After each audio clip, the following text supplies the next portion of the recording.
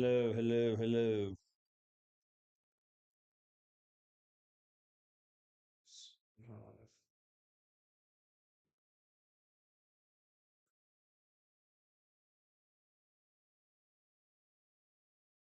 Let's see.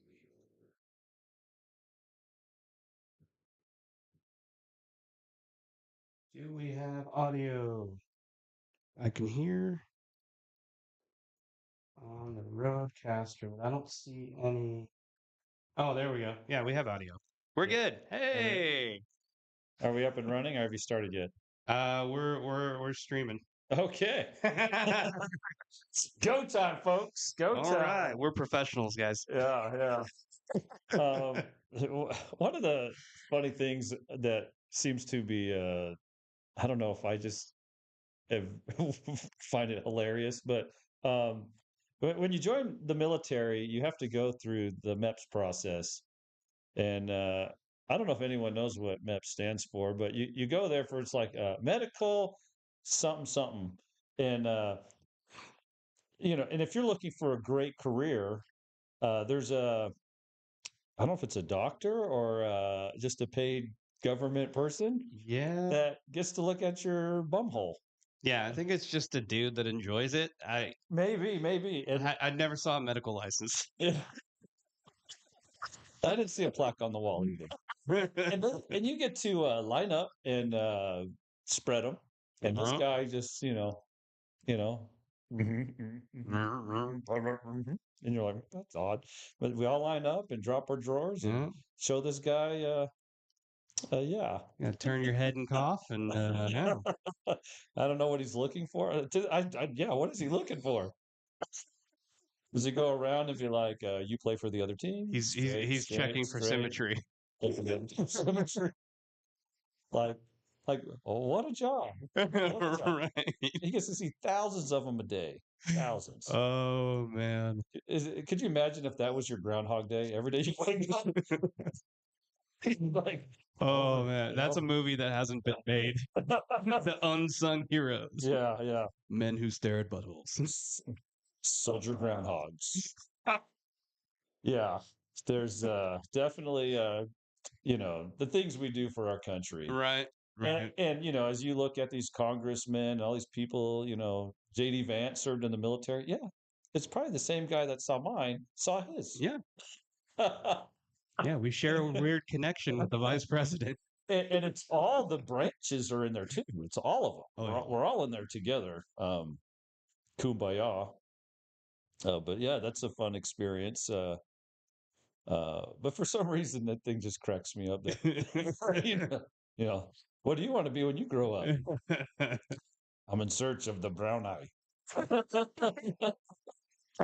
You have been chosen. Yeah. For some reason, it just cracks me up to think, That's funny. all the funny things that we have to do. Oh man. Oh, wow. Anyway, that's a fun little side note for anyone who wants to join or has joined. Your significant other also had his, Yeah. you know, Yeah. unmentionables looked at, thoroughly examined. Yeah, that's how you know we're good. We've all been checked. Yep, yep. Yeah. The- could you imagine being there and then like, he's got worms, How do you know? Like, what for? Speaking of worms, Elon Musk has been a pretty controversial person in the media. Love him or hate him, uh, and we'll talk about him more uh, later on too in the show.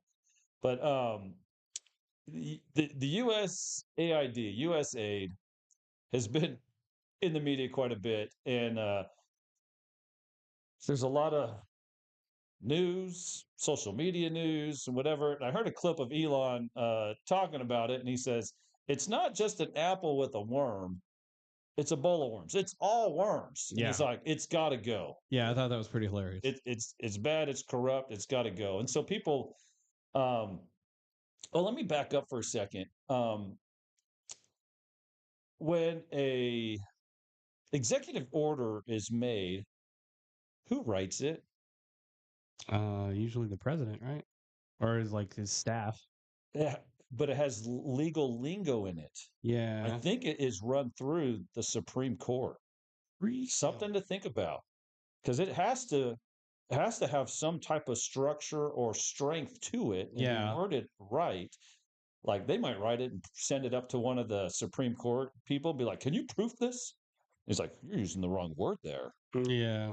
You know, Yeah. I mean, Congress will kick this out. Let's word it yeah, like there's this got to and that. be some way to make sure the legal jargon actually matches exactly what you mean, because otherwise you could create something that you didn't mean to Now, sign. with You know what that I mean? being said, if the Supreme Court, they send an outline and says the Supreme Court writes it, they go back and forth, and Trump signs it. Uh, so this is all I got to research Yeah. because I heard a little something about it and I was like, interesting. So let's say the Supreme Court does write it for the outline that Yeah. the Trump administration gives them, and people are like, how does Elon Musk have the authority to do what he does? Consider for a moment that if the Supreme Court wrote it and the president signed it, it has a little more stickiness Yeah. than him just throwing his weight around. And so that's something that needs to be researched a little more because all we do is see it signed. Never Yeah. says, written by, edited by. Yeah. It's not like Yeah. a book when you open up a book and you see all the, Yeah. Well, and you don't get to see how who's many been on, drafts were done. how many Like, authors. yeah. Yeah. Yeah, so Absolutely. we don't see that part. But consider with the legal jargon in it, because I mean, I could write executive order that's just ridiculous, Yeah. and Congress can do that. Um, anyway, in getting into the Constitution, the powers are separated. It's like who controls the military? Commander in chief. Yeah, They get kind of final say of where we go to war, right? I think final say, but Congress is the one that gets to declare Yeah. war and all that. So like the January 6th, they were like the Nancy Pelosi, they were waiting for Congress to Yeah. approve them to go in. The president doesn't have that authority. We think he has a lot more power than he has. Yeah. I guess is my whole point in this. So the January Sixers really, I mean, the National Guard was waiting. They were, all lined up, ready to go, and it was Congress that has to make the thing. Yeah.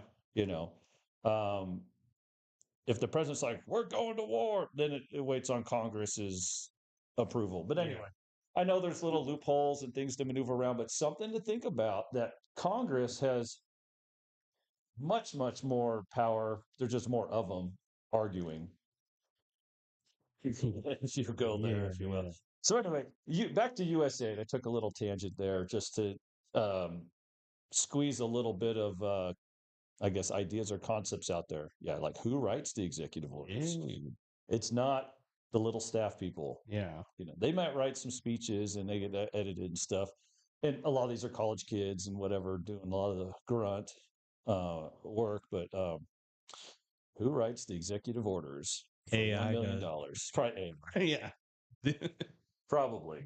Yep. It's So, ChatGPT. so the corruption in USAID, in the press secretary, I mean, she was commenting on it like they're sending money for, you know, all sorts of randomness in other countries, Yep. you know, which wasn't a ton of money on those, but it was still money being spent. But basically, it's our tax dollars fund the USAID, and these they fund non-government organizations. They call them NGOs. But these NGOs have gone in and influenced Ukraine in 2014, which some people think that led to the war we're in right now with Russia Yeah. and other things. We talked about the DEI projects, spending money on, LGBTQ magazines and other stuff. In 1972, uh, a funded NGO overthrew Salvador Allende. We overthrew a democratic leader and put in a dictator, right? Yeah. So I'm like, oh, so they're, so you get into terrorism, propaganda. Yep. They and then there's the idea. I haven't seen the books, but there's the idea that they get paid. Uh, they get their money. The executives get paid big fat dollar bills for doing nothing, and then they donate money back to their political lovers. Yeah. Yeah. um, you have the Clinton Foundation received a lot of money from them. Oh yeah.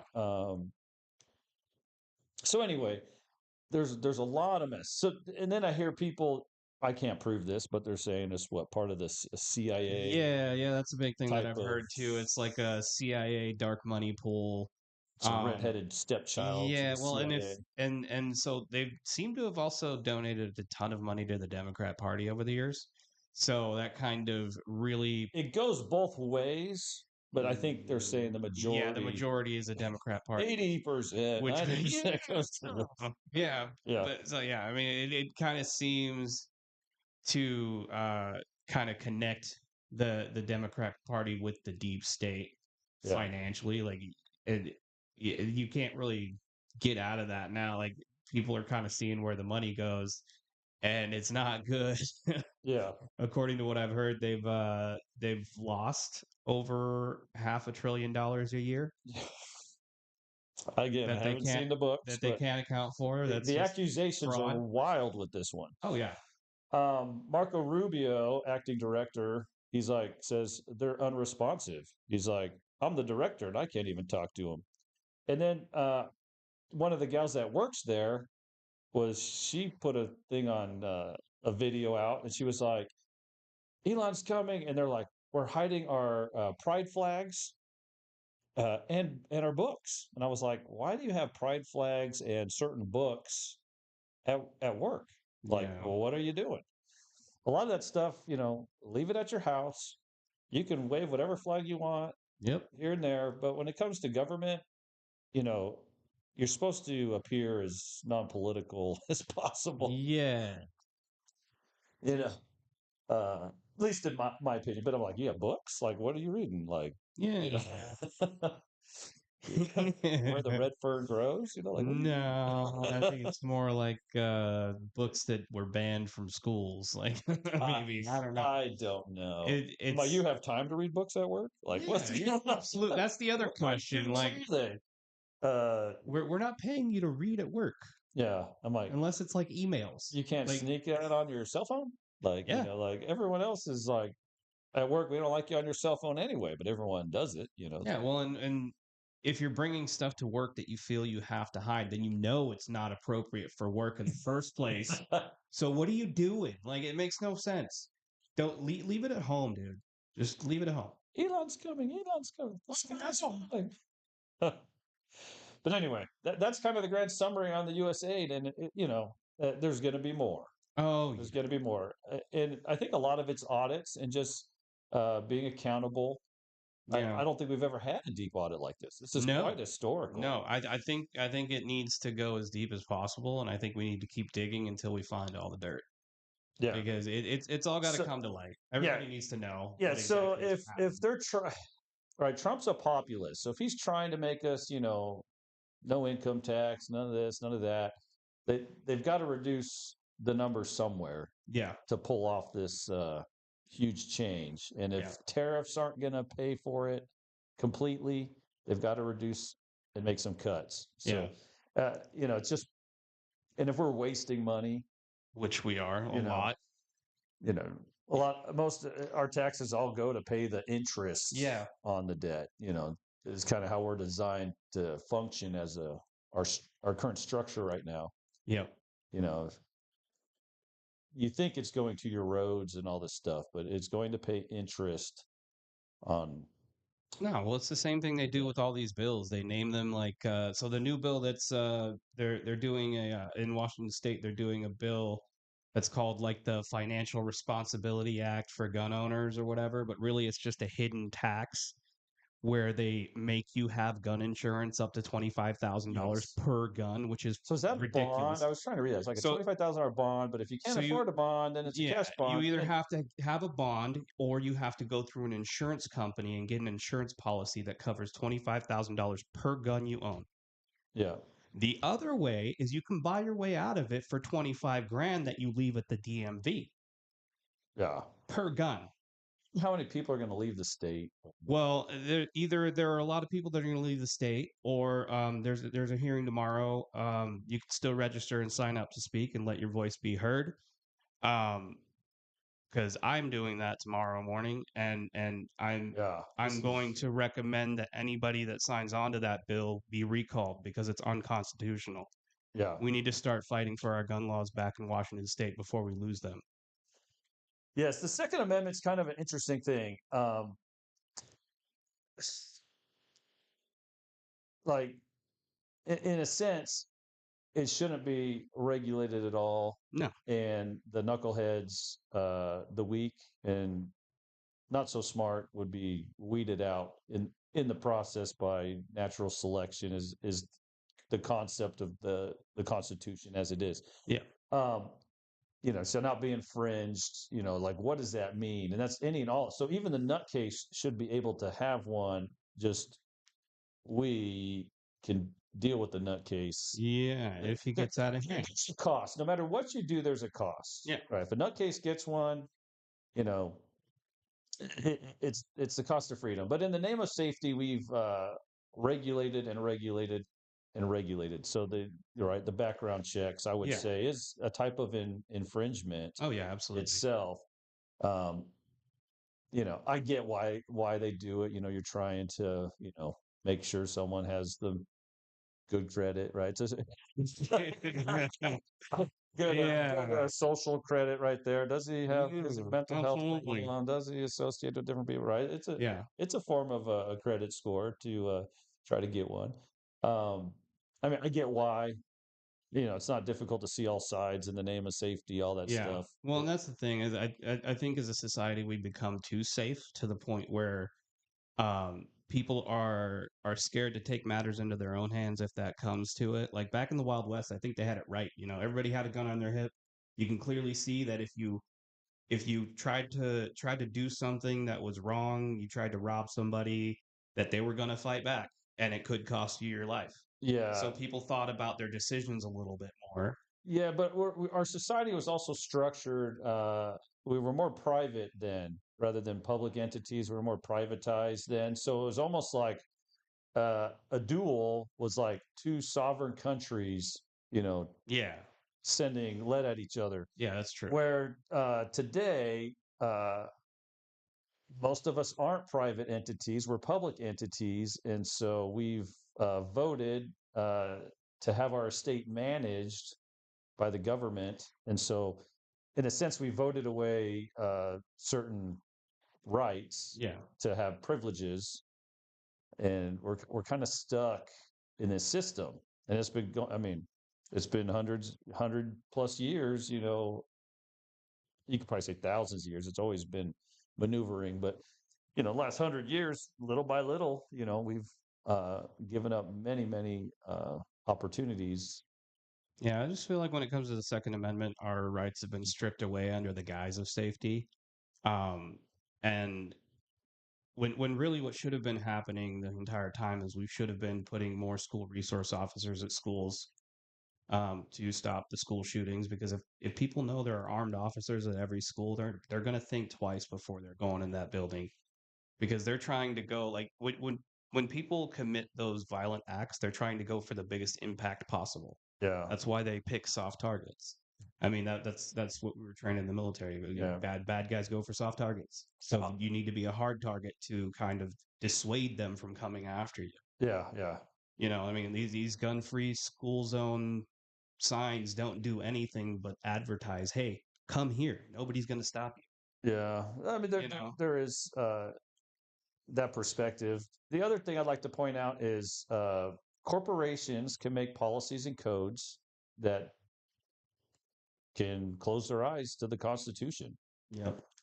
Um, that's how they do it. A corporation is its own entity, and the Constitution can say one thing, but they say "our." That's why if your business owner says, "Don't bring pew pews to work," you Yeah. don't bring them to work. It's the corporate policies can mandate that, and so Anyway, I've talked about it before. Corporatism, Yeah. 1871, District of Columbia. Then they created the United States of America Yeah. Corporation, and it's confusing. I get that. I get it's confusing that we have corporate rule in the government mingled, and it's hard for us to tell the difference. Like you can't tell the difference because it feels normal to you. Yeah. Well, I mean, You yeah, know, a that's traffic violation, code, these are all corporate policies yeah. because corporations cannot Yeah, it's just make been law. around so long, like most of us have grown up in it. So Yeah, we're just kind of like, it's what it is. But yeah, I mean, we need to remember that history was different, and sometimes going back to the way things were is a little bit better. You know what I mean? It's yeah. in some cases, in some aspects. It doesn't work for everything, and it's not great for everything because some things kind of sucked. But If I was deep in politics, I mean, I'd be like back to basics, yeah, and yeah, it's going to hurt because some of oh the yeah, extras we have cost money, and I'd be yep, like back to basics, yep, back to basics. We'll provide the basics and have to go without a few yeah, things till we get yeah. Well, and that's where I think things under control. people need to be okay with experiencing a little bit of pain for a better outcome. Because at the end of the day, we're at the end of our lives, like we're not still gonna be here. The only people that are gonna be here are the people we leave behind. And if we really care about those people, we should be trying to make things better for them, right? Yeah. Next topic: U.S. pulls out of the WHO, World Health Organization. Oh yeah, we pulled out.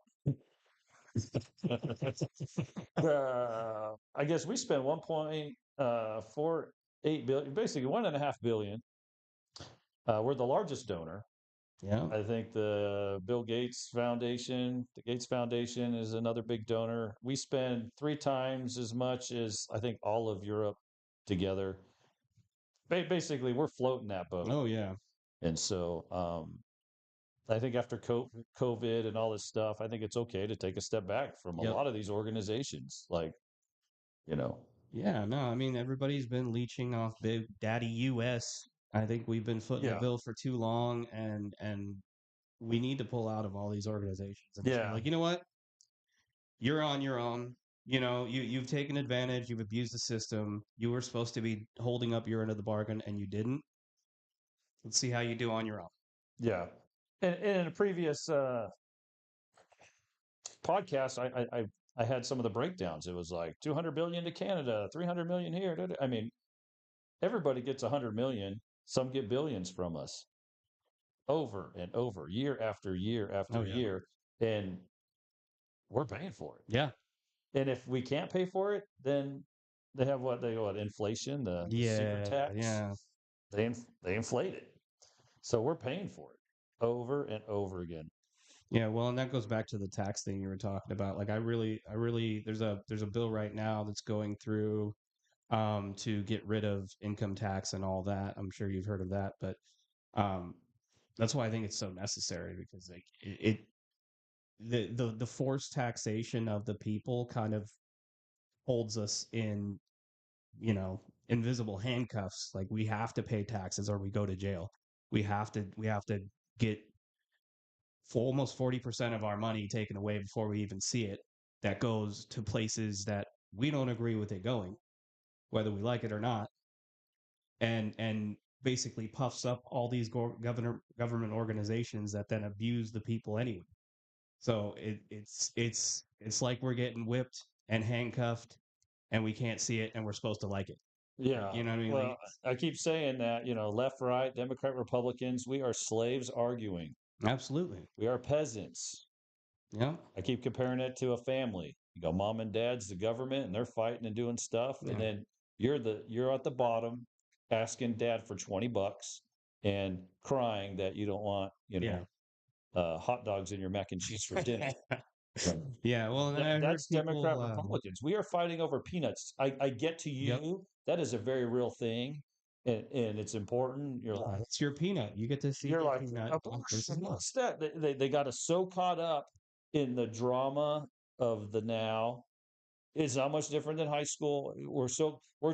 We think we've outgrown that. Yeah. but we haven't. We're still human, and the game has changed. That's the danger of hubris. You think you're better than you were to a point where you like know everything, and you realize, hey, I've been fooled this whole time.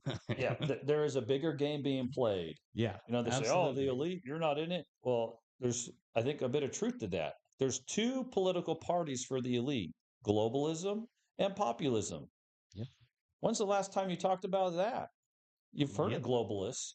Trump is a populist. The globalists have been in power for a long time, and many of the changes, you know, the populists have been gaining control.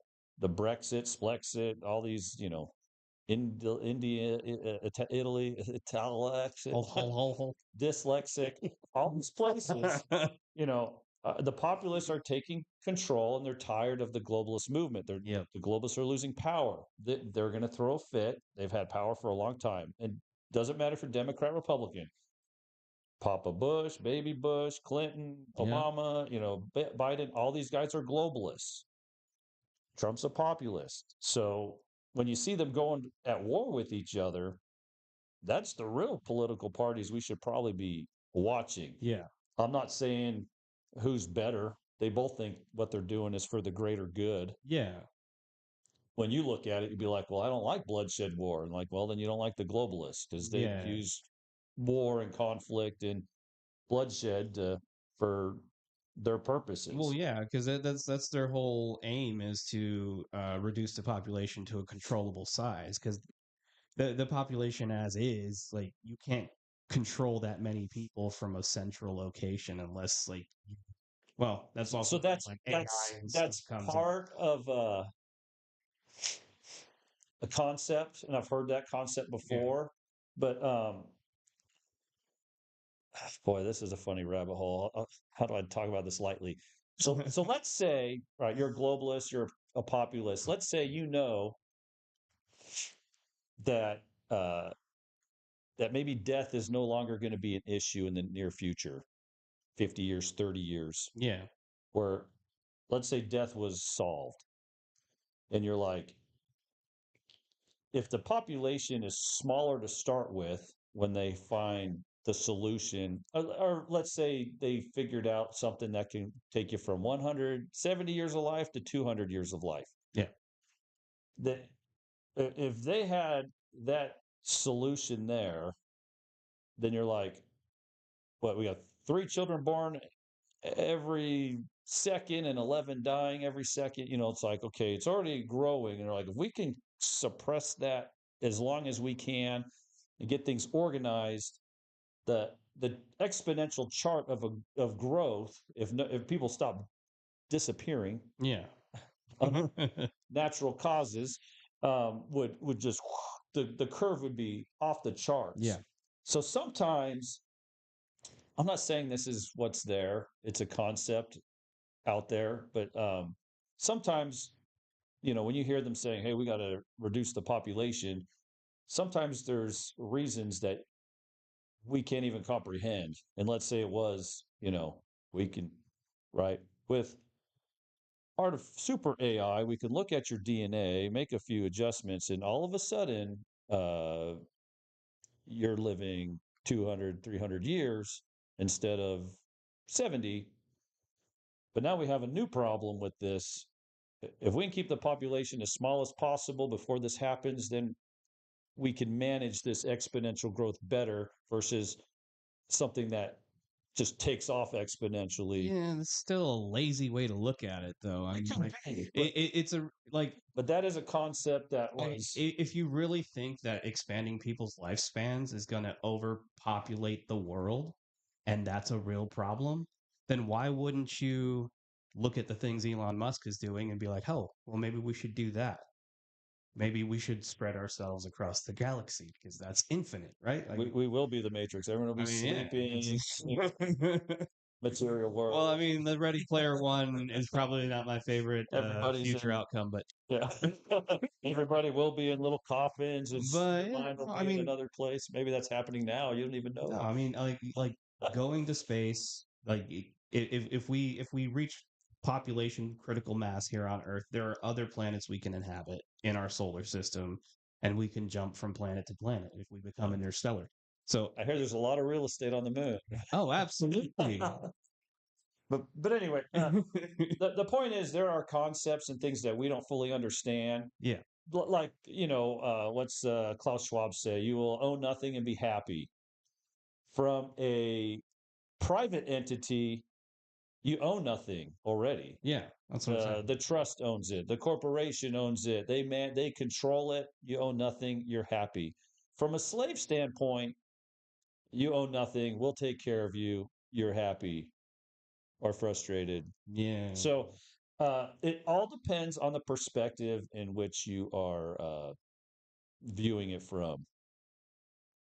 And I would consider that you already own nothing. So Yeah.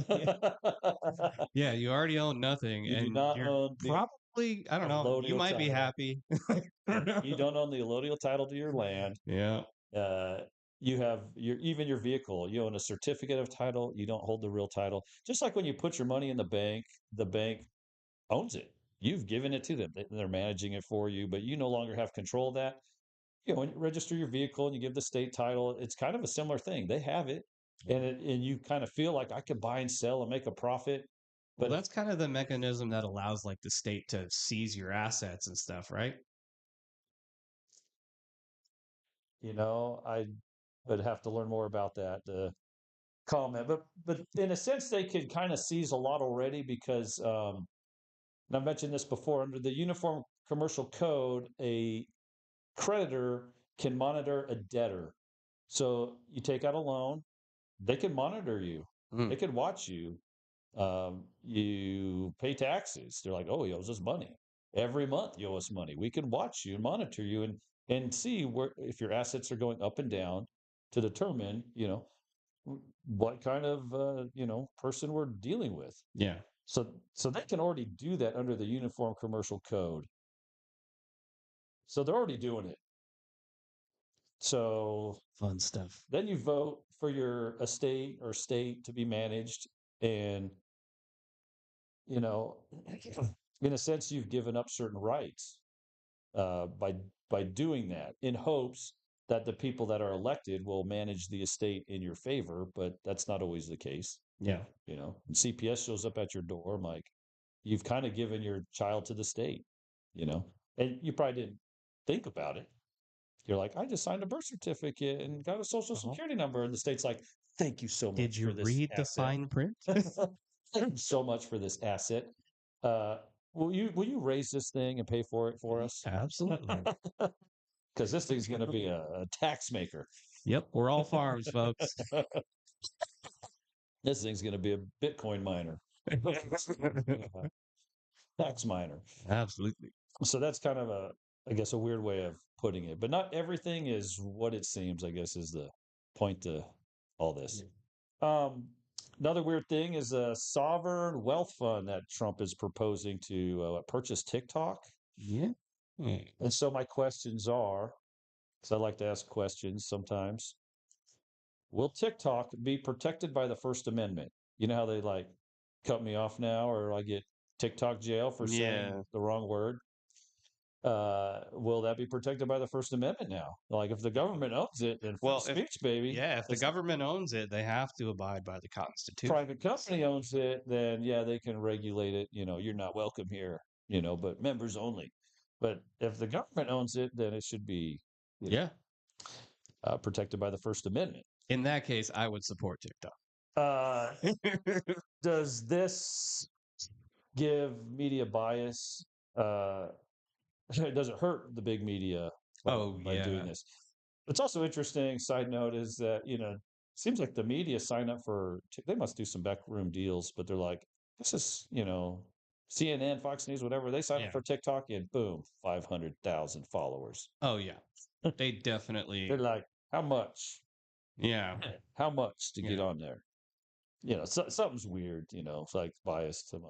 I'm like, Yeah. Well, I mean, find that deal. paying for reach is not new. Like Yeah. they've done that since the days of Instagram. You could do backroom deals to get the blue check. Yeah. you're not welcome here. But if you pay, Yeah, if you you're pay, you welcome. can have the same check mark as a celebrity. With thumbs wide open. Yo. Yeah. Should the government own it? Should it be like somewhat nationalized, 50% nationalized? Like, what does that all I mean? mean, I would rather it be in the hands of the government than a private corporation because at least then we can hold the the the use of, like, if it's used inappropriately, we can hold it accountable. You know what I mean? We can kind of redress our government to change it. Yeah. But if the government's going to own it, I would want the Goes code to be both open ways. source. You know what I mean?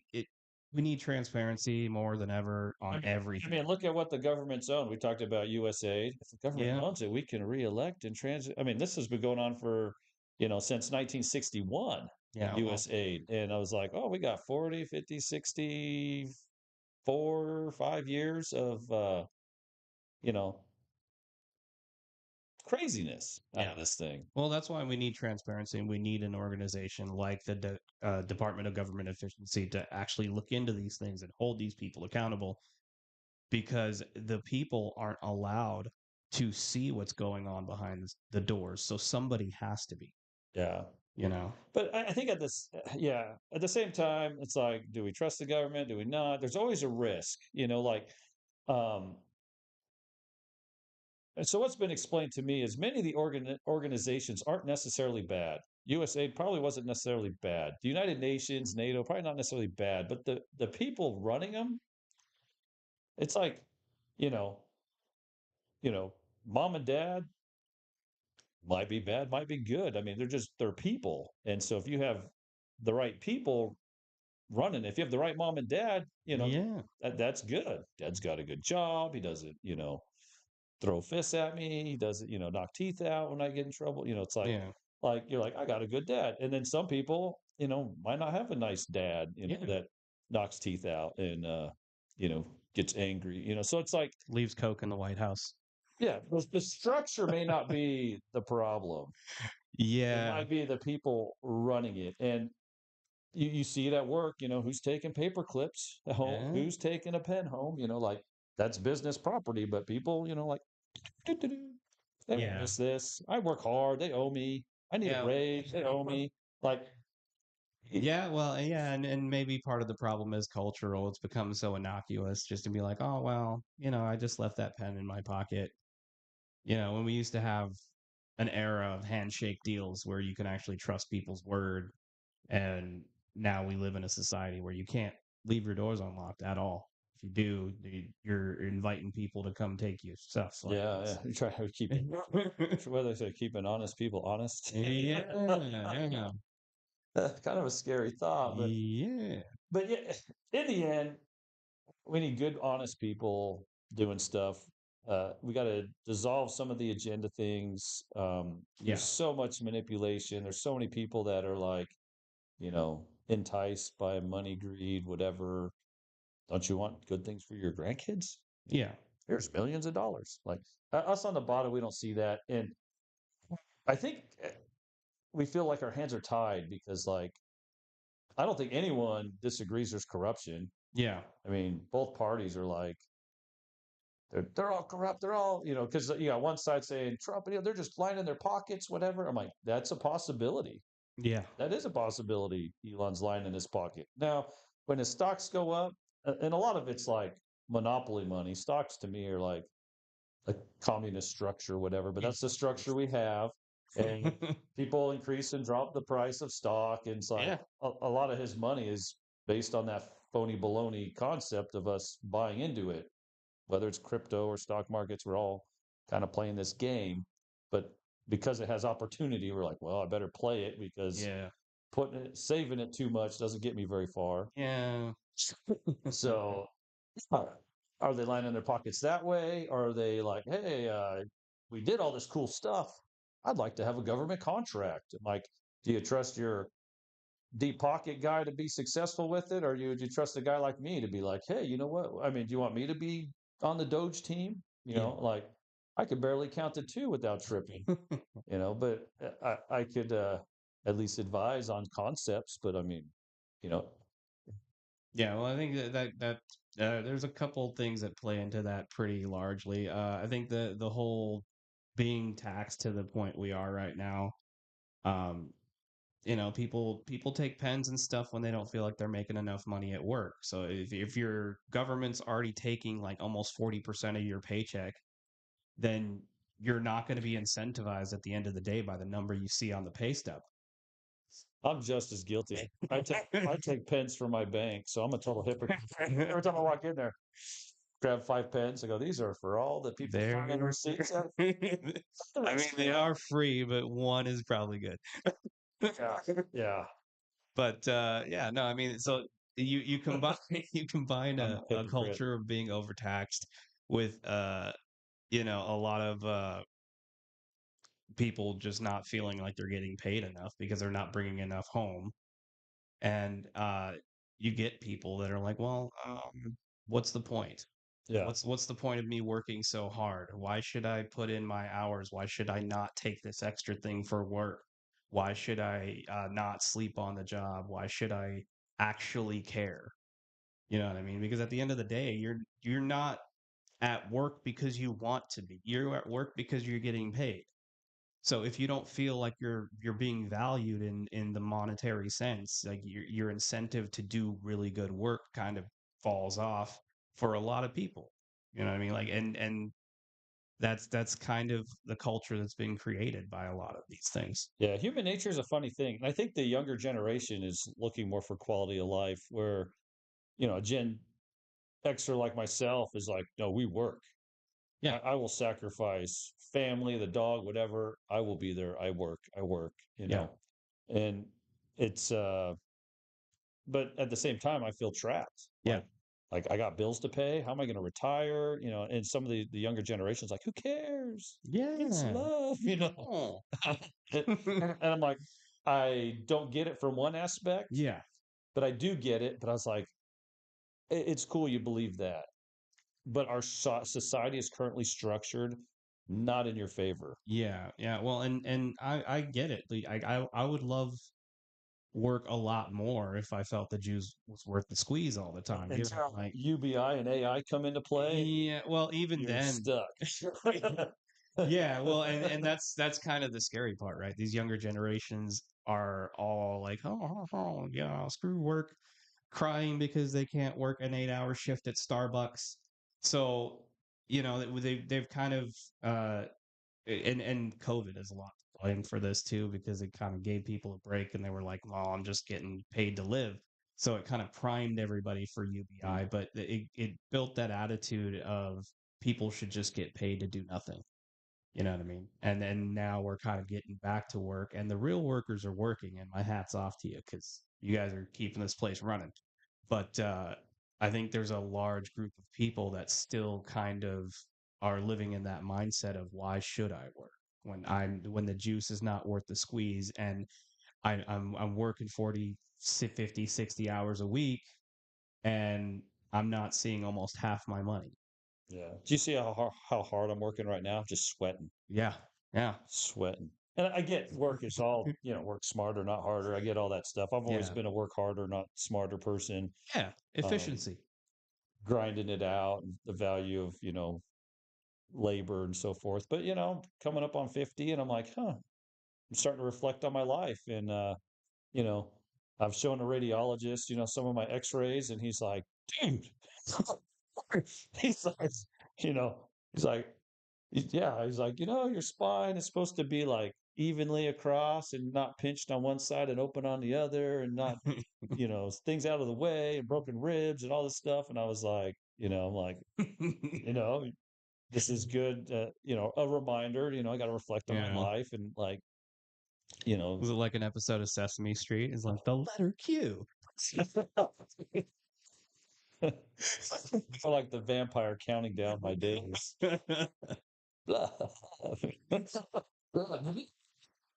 uh, let's switch gears, guys. Deportation. This has been a hot topic, and you could be my devil's advocate because I heard some pro rights things that I thought were fascinating. And regardless of how you feel about deportation, here are some tips and tricks how to stay. Yeah. Right. So, the UN, the Declaration of Human Rights, Let me read this here in my notes. If you want to stay here, you must want the U.S. nationality. You must want the culture. You must want it, right? Regardless of any country, but it's a UN Declaration of Human Rights. So if you want to stay here, let's say the U.S., you must want the U.S. nationality. But if you wave the wrong flag, they can deport you because that is not in favor of the nationality of where you're at. So I see this a lot. Yeah. And we'll pick on Mexico because most of the flags being waved in this controversial statement would be Mexico. Yeah, there's a lot of Mexican flags at these protests. They're out there waving their flag, and you're like, "Hey, you're not supporting the national. This is United Nations Declaration Yeah. of Human Rights. If you want to stay here, stay in the country that you're at, you must want that nationality, but you cannot wave the wrong flag, or they Yep. can deport you." Yep. And it's kind of comical because they're here and flagpoles all around town and all the wonderful things that people do. And uh, I I I don't get too hot and bothered by it because it's just that it's their culture, it's their Yeah. people, whatever. I get that, um, but there's a game to play, and are you playing the Yeah. game right? Yep. Um, you know, you're like, I'm gonna run down the street with my Mexican flag. I'm like, there's a cost. Yeah. There's gonna be some cornbread citizens that are gonna have their feathers ruffled over it because Yeah. you're like, what are you doing in my country with your own flag? Yeah. I get it. I get it. I, I've traveled the world. The world's a beautiful place. I get having country pride and all that. But there's also a when in Rome, do as the Romans do. Yeah. There's also the ignorance of the United States. And I've Yep. talked about this before. Mexicans are American. Canadians are American. Guatemalans are American. So when you want America is a country. United States is, I guess, the group of independent countries into one. Yeah. United States of America, right? The subtitle America, but like we've overused the word America and it gets confusing to where we Yeah. believe that a Canadian's not American. We believe a Mexican's not an American. But we're all Americans. Yep. Hate to break it to you. We the people of the United States. The United States is our country, Yeah. you know. And according to the UN, if you wave a Mexican flag, you will become Mexican American. may, may go back. Yeah. So Yeah. the other tidbit is have two copies of your birth certificate. Yep. One in the safe, official, right? And one in your pocket, Yep. right? Because they're going to be like, you're like, hey, I got my birth certificate on there. There's my driver's license. There's my birth certificate. The name's on there. Because innocent people could be heckled, harassed. I always say heckle wrong. Sorry, guys. But but that is the thing, Yeah. If and it you could stereotype a certain skin color might need the birth certificate more so in their pocket, Oh yeah. but I would recommend it maybe to everyone. Yeah. Yeah. I'm gonna need to start walking around with my papers. You're like, look, my tag says made in USA. Yeah, yeah. And maybe we need to dig a little deeper and look for the official statement on the United Nations, being like, Yeah. hey, it says right here, United Nations, but if they pull out your wallet and there's a Mexican flag there, they'll be like, oh my gosh, Oh no. your birth certificate might become secondary. Yep. It's like, you don't. What are the rules that they're using? Yeah, I Why don't can't know. you use that rule to your advantage? Maybe you put a U.S. flag on your car and do Yeah. this. Seven says, hey, the United Nation says if I do this, I have more protections. All right. So yeah, if you don't want to get deported, tattoo an American flag on your arm. Be Now, good. the third option is, do the people grabbing you even know what we're talking about? Yeah, I don't know. Hopefully, the birth certificate does it maybe you can get a little leeway with the United Nations saying, oh, we're a member of the United Nations, there's a Yeah. treaty or something there, there's some rules there, and it says this. Yeah. I am not waving the wrong flag. Yeah. I am not, you know. Yeah. Well, I mean, there's nothing wrong with waving a flag. And there's nothing wrong with having culture and loving the country. Like a lot of my family lives in Mexico. That's where a lot of my ancestors come from, and I love Mexico as a country. I think we've kind of screwed them over in a lot of ways, and there's nothing wrong with having pride in the place you come from. But if you're going to live here and be part of the American system, and you're going to go through all the hoops to come here legally and become a citizen of the United States, you are then a citizen of the United States, and you also need to have pride in the place you are and the place you live. Yeah. Because if you don't, that's how it turns into a freaking cesspool. Yeah. Every country You has know? its good and bad. And most of us haven't traveled and lived with the people. But, in Costa Rica, I would put money down that they are happier as a people than my home country. Yeah. And so they can say, you don't like it here, go somewhere else. And go, man, yeah, maybe I don't have certain things, but they have certain things that we don't have. They have the greatest fruit in the world, guanabana, Yeah. a kiwi strawberry fruit that cures cancer. It's good stuff. I can't say that. A kiwi strawberry fruit that makes you healthy. You're gonna get big pharma, dude. Yeah, because cancer is a copyright or something. So Yeah. we all misuse it because it's like copyright trademark thing, whatever. But Yeah, they could sue me later. I don't have anything, so. anyway, it's supposed to have some good qualities, and I'm like, it's the greatest. It's like a smoothie. It's so good. I'm like, we called it, and they make like a juice out of it. We called it Fresca Oh Celestia. yeah. They do sell it in some of the Mexican markets here, but I'm like, it doesn't taste the same. Oh I was like, no, what? no, the homegrown fresh squeezed stuff is where it's at. Well, it'll even have like guanabana chunks in it, and I'm like, it's Yeah. still not the same. Like it's been processed. Yeah, no, they do some weird with it. They put like too much sugar in it, and it's just I think it's gross. banned in the United Yeah, Statt too. They're like this will make them of too healthy. course. Yeah, No, we want them to have more cancer. they're like this only has one ingredient. If it had 30, it would allow it. Yeah, it's got no MSG. Whatever. This one you can pronounce. Yeah. Wrong. I think in English it translates to sour sop, but it's a pretty rare, precious fruit. But um, anyway, I've been to China. Yeah, It's a really cool place. And I was there before, the big boom. But it's crazy to think that China is technology wise more advanced than we are. yeah. Like blows our mind. Yeah, well, and I would argue a lot of the decline that we've seen recently in the United States is too many people coming over here that don't give a crap about the US, because in China, everybody in China kind of cares about what goes on in China because they're Chinese, they live there. You know what I mean? In all these other countries that are doing pretty well, like in Russia, everybody's Russian. So for the most part, the majority of their population is Russian, so they give a crap about where they live. Yeah, Russia's come a You long, know what long I mean? way. And you've seen the advancement over time. Yeah. But in the US, we've been so lax with our borders, and we've been so lax with immigration that we've had a lot of people that have come over with the only interest of extracting wealth. And a lot of them come over here and they don't really care about our laws. They don't care about our customs. They don't care about trying to become American. I'm not saying that's everybody. A lot of people do come over here because they enjoy the American dream and they want to be American, and they're trying their best. Maybe not always the right way, but they actually have good intentions.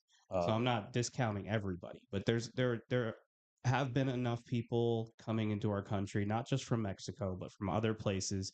Canada's been a problem too, thus the recent tariffs. But um, there have been a lot of people that have come over into our country over the last like decade that have had that kind of mindset, and that's kind of helped usher in a lot of the decline we've seen here recently. And I don't think, we're in general, as a people, we're asking you to, I don't want to say be 100% of the United States culture. There's certain aspects we want you to be pro United States in, but like I think we appreciate culture. Yeah, absolutely. Like when you go to a Mexican restaurant, hopefully I don't get any hate for this, but like I don't want to see some white guy serve me my tacos. Like I want to, yeah, I want to hear the Latin music. I Yeah. want to see the food. I want to see that. You go out for sushi, like I don't I want to want to take a see. white girl out on a date and speak to the waiter in Spanish and impress her. Like that's I go to chicken and waffles. I don't want to see white people there either. You know, I yeah, want to see black people, and I want to see that that absolutely. culture. Sometimes we try to force integration. Sometimes where I'm like, it doesn't need to be. No, I Like, mean, let people gather together. We can still be friendly and appreciate others' culture, and then on the backside, we can still be like, hey, this is a cool country that we can mix and mingle this yeah, way, and and I think that's what we want. I yeah, think, I think in the United States, we're a sucker for a rescue. yeah, You know, it's like these people coming across, but I think, I think if we saw some gratitude, yeah, if we yeah, saw some gratitude, we'd be like, absolutely. we've opened up our wallets and been Yeah, taxed already. With a little gratitude, we'd be like, welcome, brother. But yeah, when we feel you know and I've seen it. I've worked on job sites and with all many races, and they'll be like, America sucks. I'm yeah. like I'm like Well, why I'm are like you here? yeah, I get it. I get it. I'm like I get it. We don't have everything your culture, your people do. I get that, but you're here. Yeah, bring those good things Yeah. with you, The and Hispanic people and we want family. that. Yeah, I was like, man, we need more of that in yeah, this country. yeah, Like absolutely. like I could throw a party and five people show up. The Hispanics throw a party, it's a block Oh party. yeah, Like yeah. you No, know, and it's a different culture, and I love it, dude. I love the culture I come from. So if you're Mexican and you're watching this, you're, some other kind of brown Mexican and you're watching this, right? don't think that I hate you because I We've been don't. I love you. I love you all we've been kicked off TikTok. because that's Probably. I always get shut down for just speaking openly about yeah. stuff. It's like I mean, we can have a conversation. It's not about right or wrong. It's yeah, just yeah. It's about trying to find the best way forward, really. in other countries, I'm grateful when you know the local people there are like, "Hey, what are you doing? Oh, let me show you a little diamond of our country." Yeah, You know, I had a Korean guy take my food away from me and mix it and give it back to me because he wanted me to experience his food in the right way. And I was wow. like, because he was like, "No, you're not eating it like that." Yeah. You know, He's like, no, you got to try it you the guys real way. try And it I like love this. that. That's what I'm I just like, love.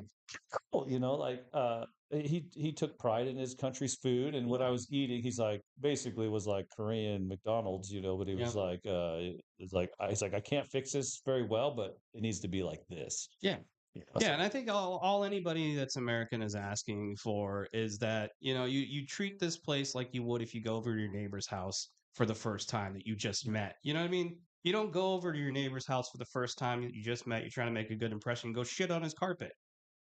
yeah, Like that you don't do that. So we're just, yeah. have It's some just have some some basic respect respect, and gratitude, dude, and we will whatever. love you and an open arm hug you as much as we Yeah. possibly can. You hate someone that loves you. Yeah. Yeah, absolutely. Like But when you're talking trash, yes. it ruffles people's feathers. Now I'm pretty tolerant, so I'd be like, okay, what's going on? Let's talk about it, and you can share the beauty of your country with me, and we'll plan a trip. Let's go. Yeah, Let's absolutely. like because the world's a beautiful place. I've spent over 3 years overseas. I've in the military. I've seen the bias side of travel. I know it's another country, but it's more heads on a swivel. Don't trust Yeah. nobody. Yeah. But I've also been in countries where you sit down and eat with the people, you live Yeah. with the people, you rent a room from the people, and you know the meals and so forth. I've had that side too, and I Yeah. was like, there's a huge difference between traveling and taking the tour trip Yeah. versus going into the backyard of these places. In China, there's outside of Shanghai, there's a place called Tongli, and it's like a little Venice. That's cool. It's 13 like old bridges. I don't know how old the place is, thousands of years old. And they have canals and they've got these little boats and these guys with the birds, I forget the name of them. They throw the birds in to catch fish, but it has a rope around their neck so they can't swallow the fish. Huh. So they choke it out. He gives it a little treat and it keeps the fish. Oh, that's cool. They come up with the fish every time. It's like they're, and it's, and they got a Well, little string on their foot with a little ball and he can hook that and bring them back. And the bird's like, I got my that's fish. And he's actually like, really cool. yeah. So these birds are catching fish for him. But I mean, it's super cool. And if you tip the guy, he'll fish for you or whatever. Well, But it's like, he's like, "Oh, you're gonna pay me to fish? Okay." I might need to trade in my dog for a bird. Very crazy foreigner, but you're like, "Oh, it's kind of a neat thing." He's like, "Why are you paying me to fish?"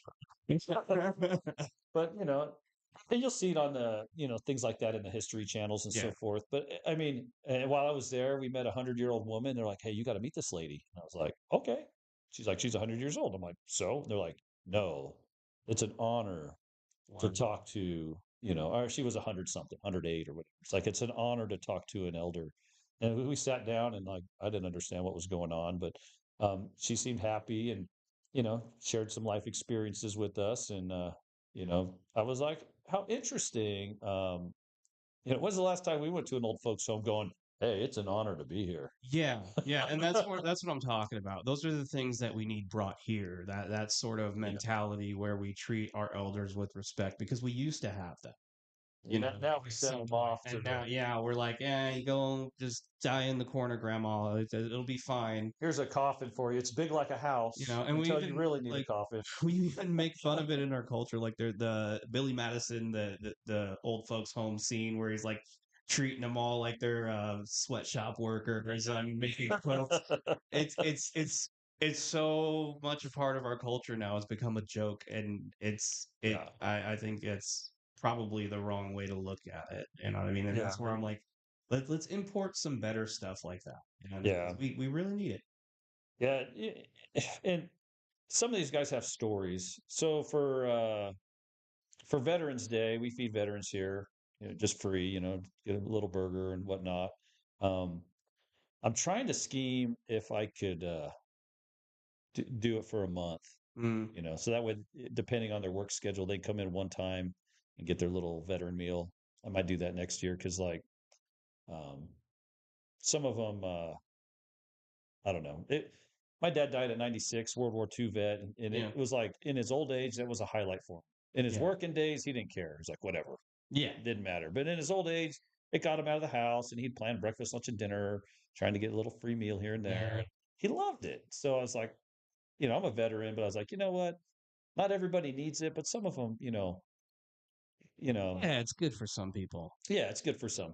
But anyway, I was talking to a gentleman, a veteran, and I I dig a little bit, maybe I'm nosier than I should be, but the guy was talking about, he was one of the first like drag racers or race car thing, and he was talking about Dang. that, and like then went to war, came back, did more car racing. He's like, oh man, we were like right in the beginning of this stuff, and it was cool to hear some of the stories they did.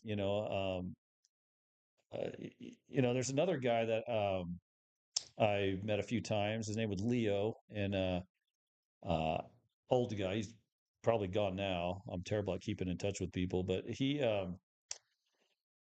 after World War II, he was just a young kid, and he said we got over the German scientists, the Schnazi scientist Right. guys, and he's like, I worked with this guy. We did like nuclear projects and this and that, and he's like, it was Here amazing. in Moses Lake? No, Or oh, okay. no. I was like, Um, anyway, this guy later made a bunch of patents and did some stuff. And anyway, I bumped into him through another friend, and he's like, "Hey, you want to go for a ride?" I'm like, "Okay, where are we going?" He's like, "We're going to look at an engine.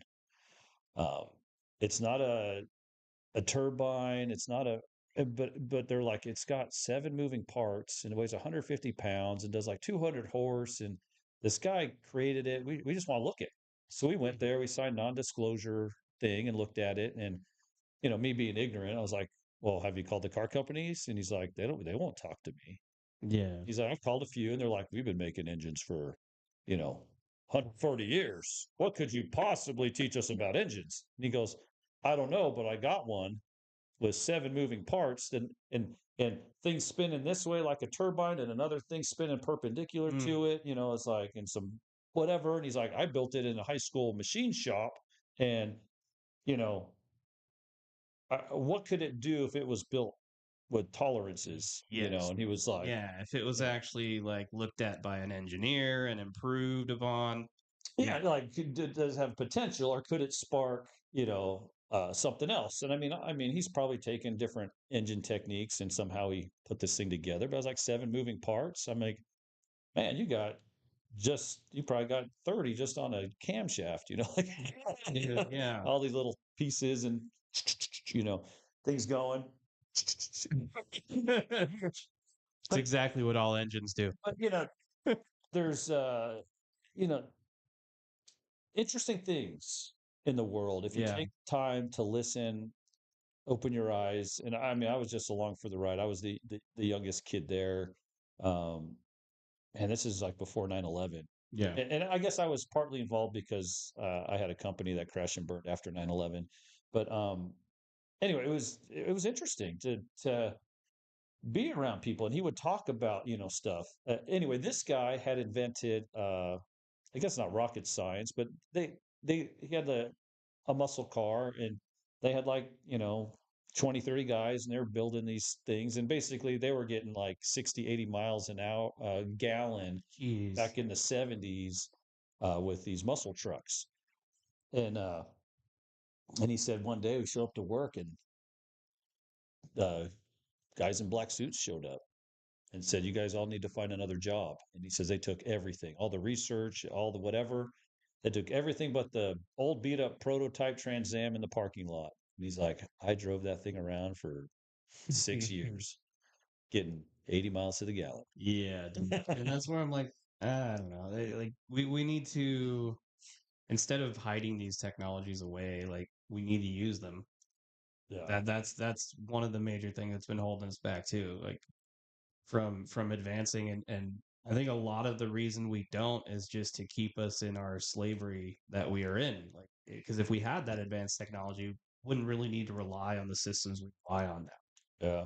But anyway, I'm just saying there's a lot of wisdom with these, some of these older people, they have Oh yeah, stories. And absolutely. while they still have their marbles with them, I mean, you might as well pick their brain once in a while. Yeah. I also get if it's family, it could be a little redundant because you're like, I've heard the story 10 times. Yeah. But to somebody new, I mean, that's like, I guess, Yeah. amazing things out there. Yeah, well, and then you find people like there was a girl on social media a while ago that I saw, like she found out her dad was part of the dance group, the Jabberwockies, and she never knew. It's like it's just stuff like that, you know what I mean? Like if you don't talk to the older generations, you never know what they went through, you never know what they did and what kind of knowledge you can gain from their experience. Like, They're all amazing. yeah, And I mean, absolutely. I joined the military when I was 34. I turned 35 in basic, barely made the cut. And um, I'd be telling stories of these guys, and they would be looking at me like I'd done all these wild, crazy, exciting things in my life. And I'm like, I've got like 15 years on you guys. I've lived life a little bit. Yeah. That's the only difference. Yeah. I've lived life a little bit. I've been Oh yeah. overseas. I've done this and that.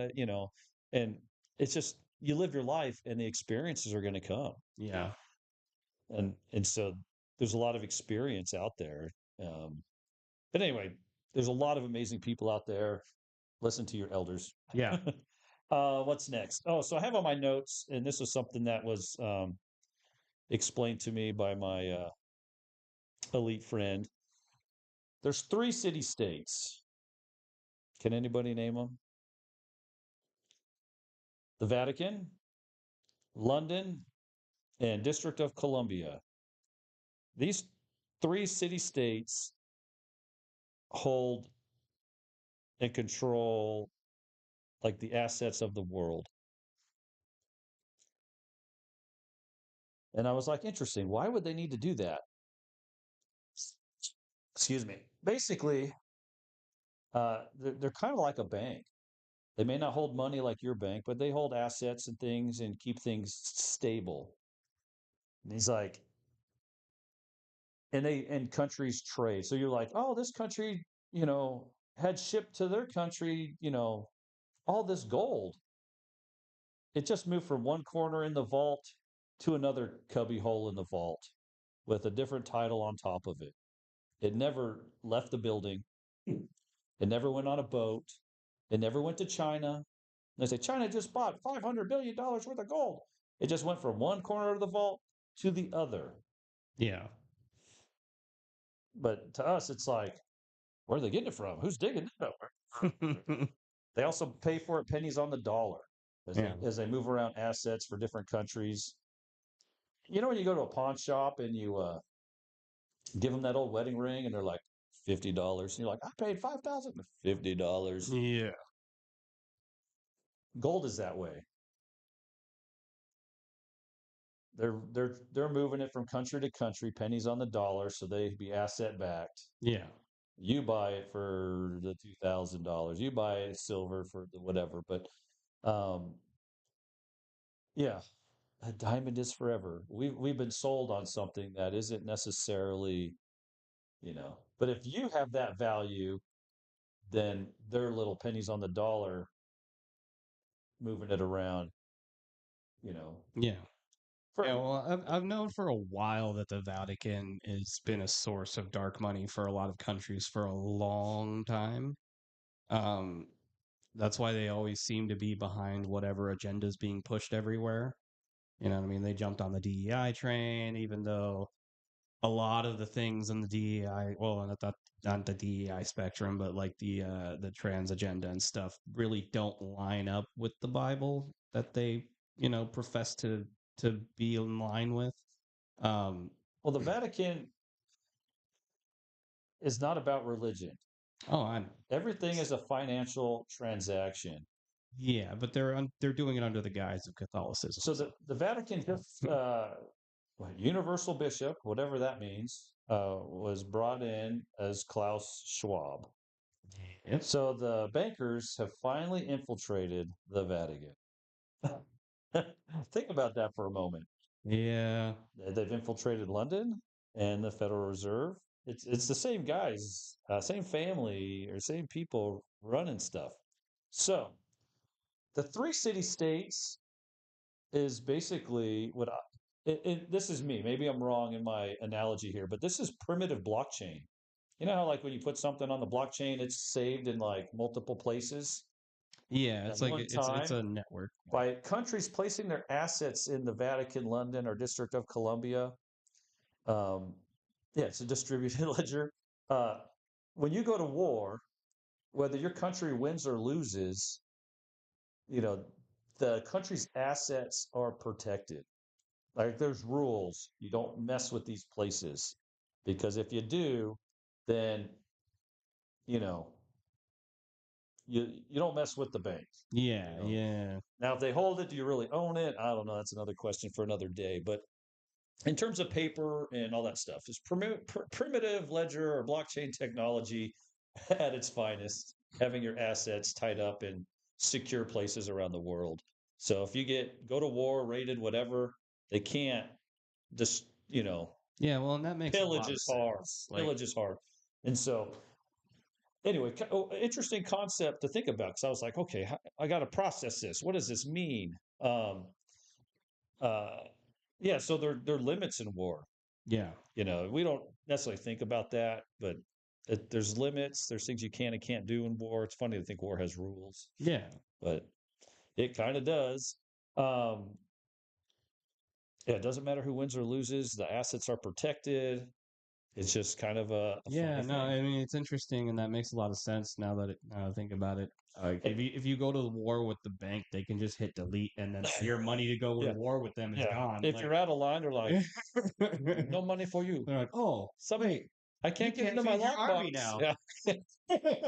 Well, that's another story with the Rothschild, with their trading company. They needed money for France Yeah. because the soldiers, when they're in France, the dominant country, France, they had to pay their soldiers in what francs or whatever, Yeah, yeah. and so the Rothschilds used their trading company, right? England give them gold, right? Then they would go down, being a businessman, convert that into francs and then pay it back to the other country.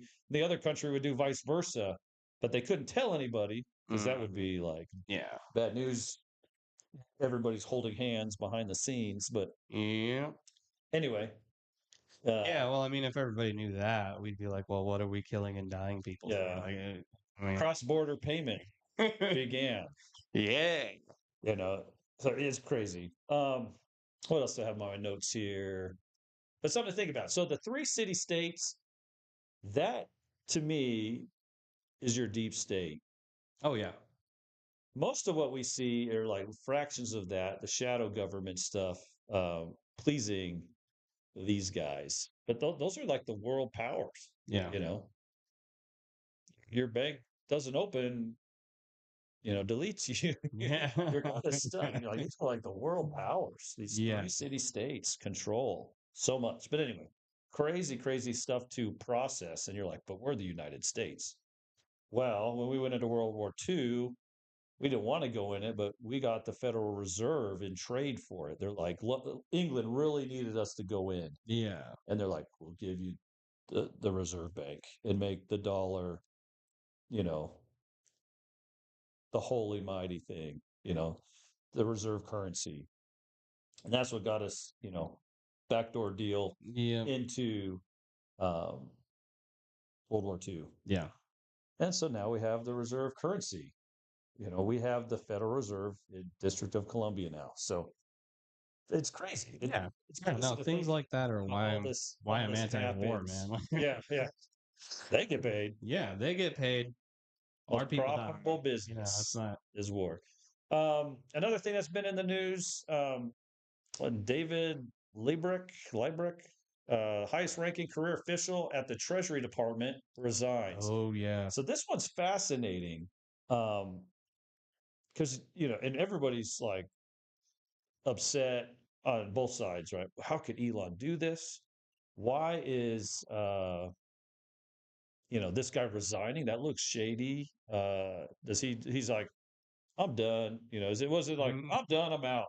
But it's like, what, you don't want to take your retirement with you? Yeah. And everyone's like, is he gonna leave the country? Like, is he going to the Bahamas? Well, Is he that going to the Caribbean somewhere? that would be a pretty smart move for him at this point. Like, Um, I don't know, but it's like, and basically, with all the waste that people on the Trump side are concerned about would be uh, this exchange or whatever part of the payment system. They never denied a payment. yeah. And so it was funding terrorist organizations. Everybody goes, I need 300 million. Yeah, Okay. well, from I was like, what structure do I need so I can ask for some funds? from my understanding, they were instructed to never deny a payment. So like Yeah. their higher ups were like, it doesn't matter who this payment's going to. It doesn't matter what shady things you might think they might be using that money for. Yeah. You still sign off on it, which is it's crazy because even in the military, like we're it's our duty not to follow lawful unlawful orders. Yeah. So it's like I honestly think all these people should get arrested because you signed off on things that you knew were not good for people and were probably going to get them killed. Like you funded terrorist organizations, you funded people who did bad things, so you're kind of on the hook for that. It's it's crazy. There's like blank checks, seems like. Yeah. Boy, I need some of that. I'm trying to do a deal right now, and I'm like, dude, how am I going to do this? Do I have what it takes? Yeah. Man, So with this guy resigning, do we all get blank checks now? Like, it's I don't know, but it's I could use a Lambo. Just yeah. saying. I'm just like, man, how am I going to pull this off? Do I have what it takes? Would it make me too tight? Yeah. We're in kind of a, I'm taking a risk. Will it work? Will it pencil? I'm like, I don't know. But yeah, there's always, something going on, and Yeah. we will see. And I guess to add evidence to some of this, right? Maybe not be this department, but 177 billion was sent to Ukraine, and their president or whatever it is, prime minister or whatever you call it in Ukraine, Said, I only got 77 billion. Where's the other 100? Oh man. Like, anyway, it is crazy, Yeah. crazy. And you can be mad at Elon, but if these things weren't happening, there would be no need for Elon. So let me take a. I want to talk about Elon and Trump. This is kind of a weird deal, and this is my opinion on it. If Trump wasn't attacked in courts and all this stuff, like he'd been squeezed and harassed and attacked and harassed, love him or hate him, Yeah. you know, uh, been charged, trumped up charges, whatever you believe. It doesn't really matter to this point what the truth actually is. I don't think, I think everyone can say, yes, he was, you might be on the side it was justified to attack him. You might be on the side it was unjustified, but he was attacked, harassed, whatever, court system, whatever. And it's tough to get these guys into court. Um, anyway, uh, and I think some of these court cases and some of the charges stemmed from, where's the other page, the USAID, where they came up with some of these allegations and stuff came from non-governmental agencies. But anyway, so you got Trump just being harassed. And if you were harassed like that, sometimes you'd be at your end and go, Oh yeah. I'm stuck. And along comes Elon. Yep. And he's like, oh, I can slow him down for you. And Yeah. he's like, in fact, here's my little resume of dirt I've collected that all these agencies are, spending money not properly. And he's like, huh, well, let's put a team together and you can do this DOGE thing, which basically is taking all the money out of the globalists. If they had left him alone, it might not have been a top agenda for Trump at the time. But I don't think Trump had a choice. Yeah. I think he would prefer not to have an extra person there doing all this stuff. Yeah, well, I mean, yeah, you're pushed back into a corner far enough by somebody you view as an enemy. You're gonna start looking for friends that Yeah. also are enemies of that The same enemy of my bully. enemy is a friend. Exactly. Exactly. Like if you're fighting Thanos, you need to assemble the Avengers, bro. Like Yeah. so I mean that's kind of what Trump has been pushed to do. And I think that's also kind of lit a fire under him to kind of look Yeah. into these deep state pockets and be like, you know what? I'm taking that $5 bill out of your pocket and I'm putting it back in our pockets. Yeah. I mean, You there's know? there's a reason that if you live in a rough neighborhood, you're like, maybe I need some protection. Yeah. Maybe I need this or that or concealed or Oh, whatever. Like, yeah. Either that or you join a gang or you do the things that you do in rough neighborhoods. yeah, like It's all a product of the kid's like, survival. I don't have a choice. It was either get beat Absolutely. up or take a side. Yeah. I think there's a bit of that concept with Trump and Elon. Yeah. He got pushed. He was in a corner, and this had a solution to it. And whatever game plan they came up, this Doge thing Yeah. has them running. Oh yeah. It's working. Has them running. They're screaming. They're terrified. Whatever. And basically, all it is an audit. Yep. And they're like, hey, that's wasteful. And they use buzzwords. These buzzwords are great that they're using because they're like, oh, they're shutting down this department that does Social Security. Those aren't getting cut. Yeah. But because they said that, now you're worried about grandma, grandpa. Like their buzzwords are meant to spark your attention. But then at the end, they're like, and uh, corporate investments and da da da. Like they just Yeah. kind of over like that's what we want to look at. We Yeah. don't care about Social Security payments. We don't care about this and that. I want to know about the contracts and the contractors and that stuff. Yeah. Well, it's the classic. Yeah, aid and contractors. And you're like, that's what we need to look at. And I think that's what they're doing because I don't think it's the agenda to be like Yeah. all old people will no longer get paid. Yeah, no, it's the classic mainstream media bait and switch. They put something that they want you to believe in the headline, and then Yeah, down below they're like, "Well, actually, it's this." You know what I mean? yeah. I get that department overlooks all of that, Yeah, but at the same time, that's not what they're cutting. Yeah. Yeah. You know, if there is a reason to cut that, I think they'll uh hopefully, be kind. But Yeah. most of it is overseas payments, the money Yeah. laundering. It's mostly that stuff I think is their primary attack. Yeah. Getting rid of fraud, getting rid of government overspending on other countries is a lot of what they're getting rid of I from guess my understanding. and if it's just a worm in the apple, they can nip that. But Yeah. if, like he said, if it's all worms, Oh then yeah. they're just going to shut it down. And then there will be some people that get hurt or they have to move some things to another Yeah. department or agency. I get it's chaos. I get it's chaos.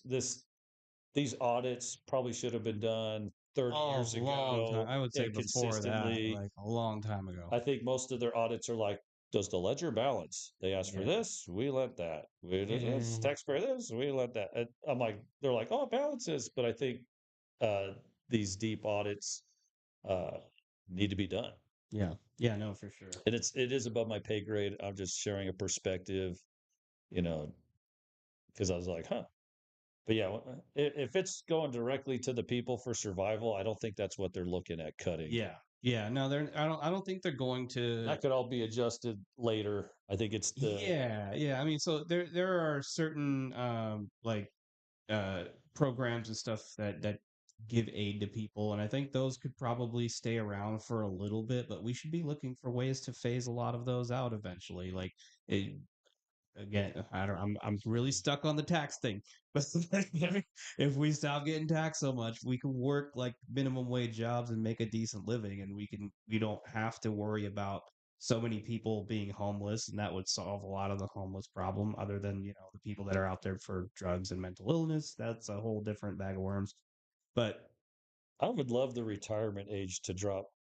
I yes, keep thinking with yeah, artificial intelligence coming in and throwing its weight around, I was like, they need to start rolling that yeah, back.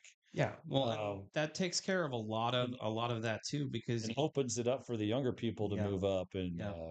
you know, if you're working minimum wage, it's like, how long till I'm manager? How long till I'm this? How long till I'm that? With it all clogged up the chain, it's, anyway, Yeah. we're, Yeah, well, and if people can retire earlier, like it makes it so retirement homes aren't cheaper than taking care of your loved ones at home as yeah, well, which like to me, like that's my culture. That's kind of, I know when people get old in our family, they come live with us. We take care of them to the end. That's what we do. You know what I mean? And that would be a lot easier for people to do if they had more money in their pocket to do that. If yeah. they could retire earlier and spend more time at home and build a better relationship on their way out with the people Well, they care about, that's yeah, great. if in 10 years AI is going to do what they think it's going to do, or 20 years, whatever retirement is, 65, Yeah. 72, all these wonderful numbers that I try to ignore, could they roll it back a year every year? That way, just slowly, rather than shock the Yeah. system, be like, hey, we're going to retire 50. They could Yeah. just be like, no, it's 64, 60, Yeah. Well, I think 59, the slow 58. roll is the only logical way to do it without creating mass panic. Because if you start shutting down entire industries, Yeah. like that, you really could with robots right now. Not that everyone will retire, but they have the option to. But Yeah. but it'll clear out some of this stuff. But if AI is going to be doing what we think it's going to be doing, Yeah. we're already going to have Yeah, you're talking about shutting down job the problems. transportation industry, like all trucks being AI driven. You're It's talking about crazy. they did a while ago they had the warehouse robots from Boston Dynamics that can unload a truck in like 15 minutes. That takes a crew of like 2 to 3 people like 30 minutes to an hour. Like what I mean? So you have the limits of efficiency of human and endeavor like with physical labor and stuff. Yeah, So you're reaching those walls, and eventually it'll come to a place where the machinery is more efficient than you. It works longer than you. It doesn't whine about breaks. It doesn't whine about pay. So yeah. and it becomes a lot cheaper to do. So a lot of these industries will get phased out. I just don't think if you do it like all of a sudden it's going to be good. Well, I've been proposing some weird concepts out there. When does AI come into the courtroom and replace judges? You no longer have a corrupt, biased It would be judge. yeah. What are you going to do when attorneys have the Google glasses on and he's just like, I object, case number 5 says it because AI is right in his ear and the other attorney Yeah. doesn't have it? He's just going to get slaughtered. And the Yeah. judge is going to be like, I can't look up this stuff fast enough. At some point, when is, you got AIs, online schooling, Yeah. and teachers will become AI. The um geez, there's another thing.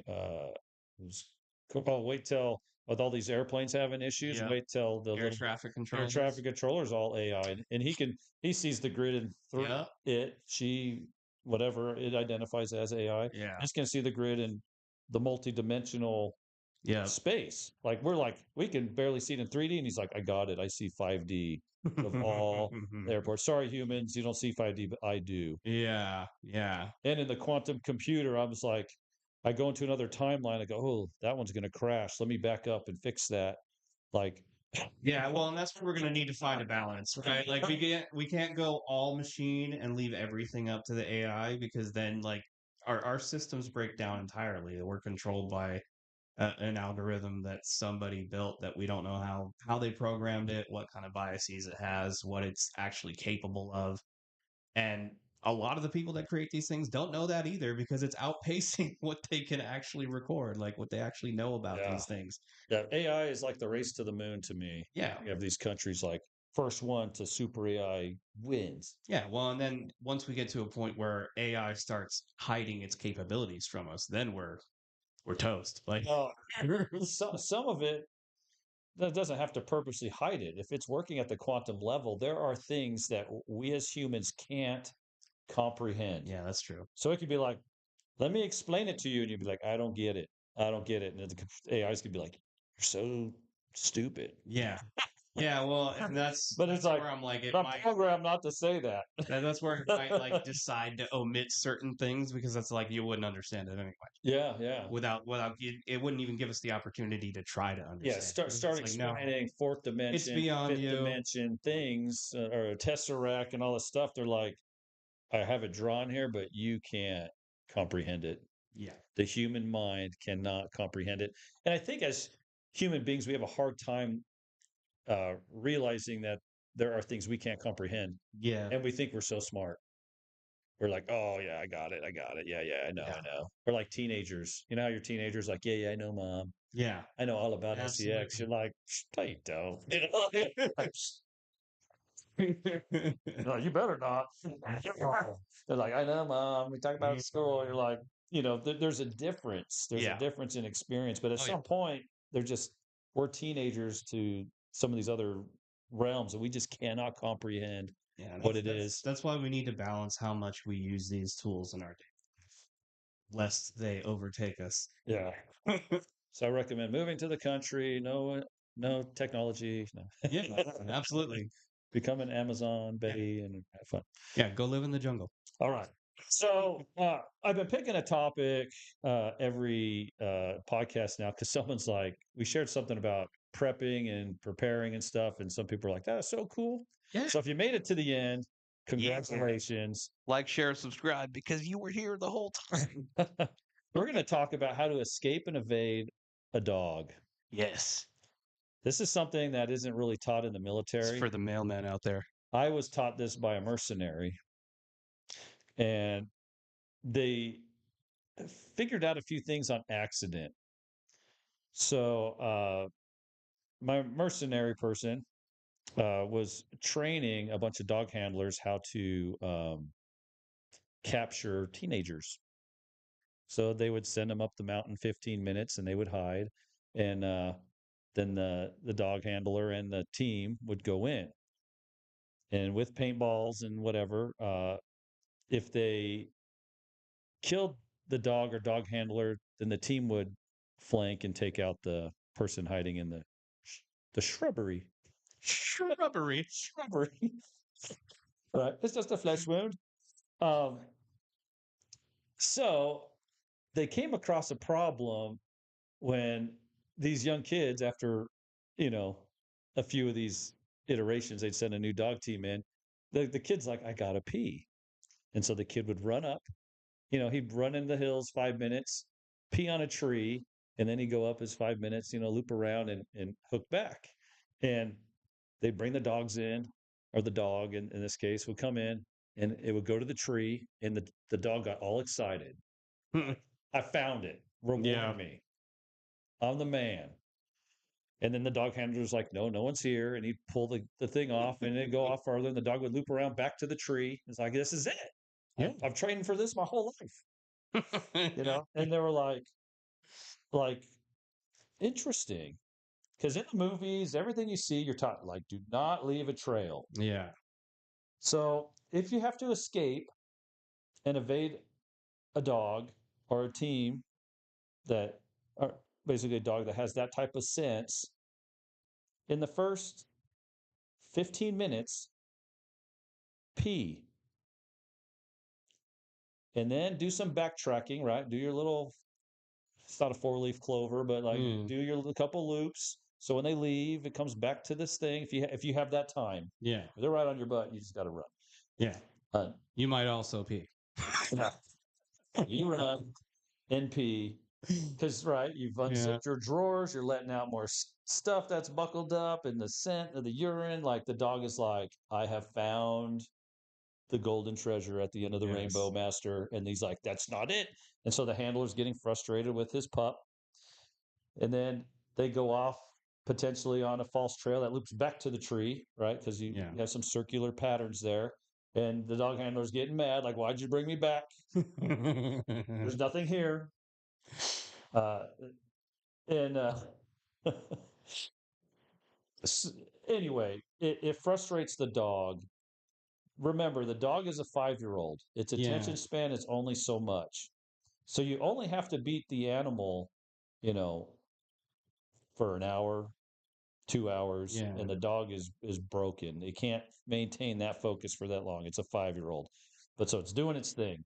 So since it only has an hour attention span, you know, you got to pee in that first 15 minutes. Yep. Leave your scent, do your back, back trails, cover tracks or whatever, and then you zip up and off you go. So that's one aspect in frustrating the animal. Once you have that much time distance, um, that advantage, then the dog starts breaking down because that's a major distraction for a dog, Yeah. right? I struck gold and it's not; it's fool's Yeah. gold, and you mess with that dog's mind. Um, so the other thing you can do, right? I mean, there's people that do booby traps, you know, and that will the dog's usually up in front Yeah. and can't necessarily see the rope, the twine, whatever, and it could go sniff and trigger something, and it something spring loaded, you can take out the dog. Yeah. Um, the other thing you can do is if you're in a more urban environment, is jump every fence you come to. You think that fat dog handler is going to jump a fence? Hell You no. think he's just going to send his dog over and be like, hey, and then run around? He's got to climb that fence. You jump every fence. Even if you're like going down, you could jump a fence, go down 50 feet, jump the fence again, jump back and forth. And he's just be like, oh my gosh. Like, you know, because he's not athletic like the dog is. Yeah. He's a fat boy, Yeah. you know. So step 2 to evading a dog. Yeah. Number 1, pee, counter track. Number 2, jump every fence you see. Because the dog handler is going to be like, oh my gosh, maybe Yep. he's got gear, he's got a plate carrier. You know, you could jump it without that, but you start adding 40 Yeah. pounds of gear, 15 pounds of gear, and he's got to climb over a fence, and he goes 25 feet, got to climb the fence back, and, Yeah. and he's like, this guy's punking me. Yeah. But anyway, all those things frustrate the handler, frustrate the dog, Yep. get you the time you need to escape and evade. Yeah. Bonus points if you pee on the fence while you're jumping. Yeah. I found Hardcore. Parkour peeing. I'm trying to visualize that. Like midair Dude, all stream, yeah.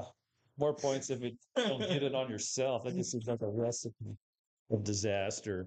Um, yeah, because the dog's gonna smell you no matter Yeah. what. Yeah. The river thing doesn't quite work so well because they just have to regain the scent Yeah. at some point down the river. You know, but anyway, in terms of tracking and dog handling, it's just a 5-year-old. What can you do to frustrate the 5-year-old's dad? Yeah. And That's true. that's really your big thing. And then can you get, an hour advantage, beforehand. But little tidbits on escape and evading puppy chow. Yeah, so you don't become puppy chow. Don't become puppy chow. But yeah, they found this out on accident because these kids were out hiding while they were That's getting funny. discovered.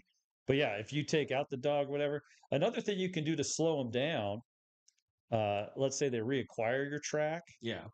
and let's say you have something that could go boom. If you set that off, they will slow way down. Oh yeah. That's a game changer. Yep. It's one thing chasing children down the street. You come back here, you little brat. It's one thing to be like full Yeah. speed, but if something happens, a booby trap or boom, whether you're 300 yards away, they'd be like, "Whoa, Yeah. is that person armed? Yeah. I'm not in this to Yeah. Well, it messes with them to go psychologically to because sleep that would like forever." put a bunch of particles in the air, right? That would kind of mess with their sense Um, of smell a bit. I don't know enough about that to say that would, because it's far away. Yeah. But if you set something by them, boom, and you piece of dirt puffs, and you're like, yeah, chasing this guy isn't a top priority anymore. We got to slow it down. Like I kind of value my life. I'm only getting paid like $23 an hour. I'm getting taxed 40% of that. Yeah, it will slow down because there's that, Yeah. head on a swivel kicks Yeah. up even Yeah. more concentration. And at some point, the dog handler's like, yeah, sign up for this. Yeah. Well, I mean, you only I really don't want have my to. pup to fall asleep forever. Yeah, you only really have to create enough distance to get away. Like it's not. So They're anyway, not going to chase you forever. food for thought. As you're doing things. Now, granted, there are technology, and if they have access to things that fly and other things, Yeah. that's a game changer. But in a Yeah. primitive Infrared's a sense, real thing. yes. But infrared is beatable Yeah. with certain things. I mean, um, you got in the military, we had all this thermals and all this stuff, and you know, 100, 200, 300 yards out, it's not picking up the heat very well Yeah. at that distance. Even at like 50 feet away, if you're out in the desert with a bunch of sagebrush and you lay down and you have good coverage, it cannot see through all that sagebrush. It Yeah. doesn't see through buildings. Um, and you would think that, it could pick up the little heat signatures through the little tumbleweeds and all that. It two or three of those things, you're 50 feet away, you could lay down in the sand and it will not see you. So like it's not impossible to be thermal. Yeah. And that's at like 50 feet. Yeah. So like we think we can like see through buildings like in the movies. No, no. X-ray thermal. The little sniper, and they call him God. They're like, God. It's like, I got him. He shoots through the building and Yeah. hits the guy inside. Like, no, it doesn't work like that. But anyway, yeah, you can beat a lot of technology um, that's out there. At the same time, there is a lot of technology, and it's like, how do you be vigilant at all times and all, Yeah. like I don't worry about it, you know, too much because I mean there is some stuff, you know, geez, since we're on thermal and stuff, I'll keep going. Another way to beat thermal is, you know, you're in a semi-wooded area, whatever. If you got your poncho, go up 5 feet above you and tie it to a tree or something. Yeah. Underneath it, it won't Create some it won't sort of canopy. it won't pick up your heat signature that far distance. It'll become air temperature, and you're beneath it. So if you were touching it right, like glass, you'd see it Yeah. come through the glass. You take your hand off the glass, it goes away. Um, yeah, you put some type of canopy above you, feet above you, because you don't want any of your heat to register off of it at night. Yeah. And then you're like, oh, it can't. The thermal won't see it. Um, there's but Afghanistan and stuff. The In the summertime, the guys were using wool blankets and water, Hmm. and they would just get them wet. They'd throw it over them, and it looked like a rock. It just show up as a black image. Interesting. And then the wind would blow, and then you'd see it move, and they'd be like, "That rock is moving." Light it up. They were hiding under wet wool blankets Huh. because they showed dark and not, red, green, whatever. So, you know, because it was cooler than the outside of how you tune the thermal Yeah. uh, imaging. So, like, there are ways to beat it. You know, it's just maybe things you hadn't thought about. Then you could take this and process it and make it better. Yeah. Make it better. So there's a lot of things you can do um, to give yourself some advantages in those situations. But like, I was like, oh, interesting. No, some of you guys are like, I'm a little heavy to be jumping fences for dogs and Yeah. this and that. You're like, well, maybe you gotta get in shape. Like Yeah. I'm just recovering from 4 broken ribs and it's been 5 weeks. I went to Yeah. the gym today and yesterday did a little light, just moving. Can I handle, 50 pounds, 100 pounds, moving stuff around. I'm like, okay, okay. Do a couple easy sets, slow and hold it, Yeah. just kind of do something, but I'm like, well, in a month or so, I'll be, maybe 3, 4 months, Yeah. I'll be back in action. There might be some things I won't be able to do. I haven't done a flat bench because I was like, I don't know if I want that weight on my, Yeah. because That might my be a ribs are little. broken behind my shoulder blade Yeah. where I blew them out at. So I'm like, I don't know if I want to lay down, but I did the little swing Yeah. thing. I said that might work, but a few months, maybe I'll try a little bench, whatever, see how Yeah. it Just get a goes. ladder that doesn't want to kill you this No kidding, no kidding. But I mean, yeah, I was like, man, could I jump a fence right now? Huh? time. I Yeah. guess if I had to, but I would be moving slow. Oh yeah. But I mean, yeah, I mean, hopefully you never have to do this stuff. Yeah. But it is, I think they're fun concepts to Yeah. think about, Break right? glass in case of emergency type Yeah, things. yeah, yeah. How to stop a dog? Duct tape. Roll of duct tape. Grill a steak. Grill a steak. Yeah. Yeah, there's I guess things to think about, Yeah. But yeah, if it's a real dog handler, yes, he's gonna have support. Yeah. Just because you think you take the dog out, if you're close, they they can still Yeah. do something with you. If you're far enough away, you probably could just pink, and then they're like, "Oh my gosh!" Yeah. The dog handler's like, "I'm done. I don't want you taking my dog." Yeah. Or if you hurt his dog, it's like, yeah, when we're chasing people, we don't always sign up to be Yeah. uh, turn the tables and hunt the hunter. Yeah. Um, but yeah, there's a certain skill set you have to be able to flip the tables on them. But Yeah. Yeah. hopefully, you never have to deal with that. But it's kind of a fun little thing to think Yeah. about. You go, huh? It's just fun First mental 15 minutes, exercises. pee. Yeah.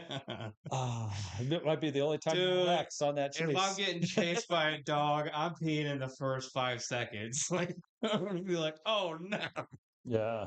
But that goes against like everything you like Yeah, every time. yeah, It's got your definitely. scent. It's already on you. You might as well just pee. Let it be. So that's kind of a fun little thing. The more you know. Yeah. You're like, what is this show? How to escape and evade a dog. Yeah, but I don't think anyone teaches this stuff. No. So, I mean, you could talk about food and water purification, all that stuff, but I was like, no one talks about this because it's not taught. Yeah. Even in military, it's not taught. Like I say, I learned from a mercenary, and the guy was nuts. So this guy, Doug, um, I was taking another class from Kevin Reeve, who was a tracker, footprints, right? Yeah. He would study. It was based on the Apache Indians, how they escaped and evaded the United States Army for a couple years.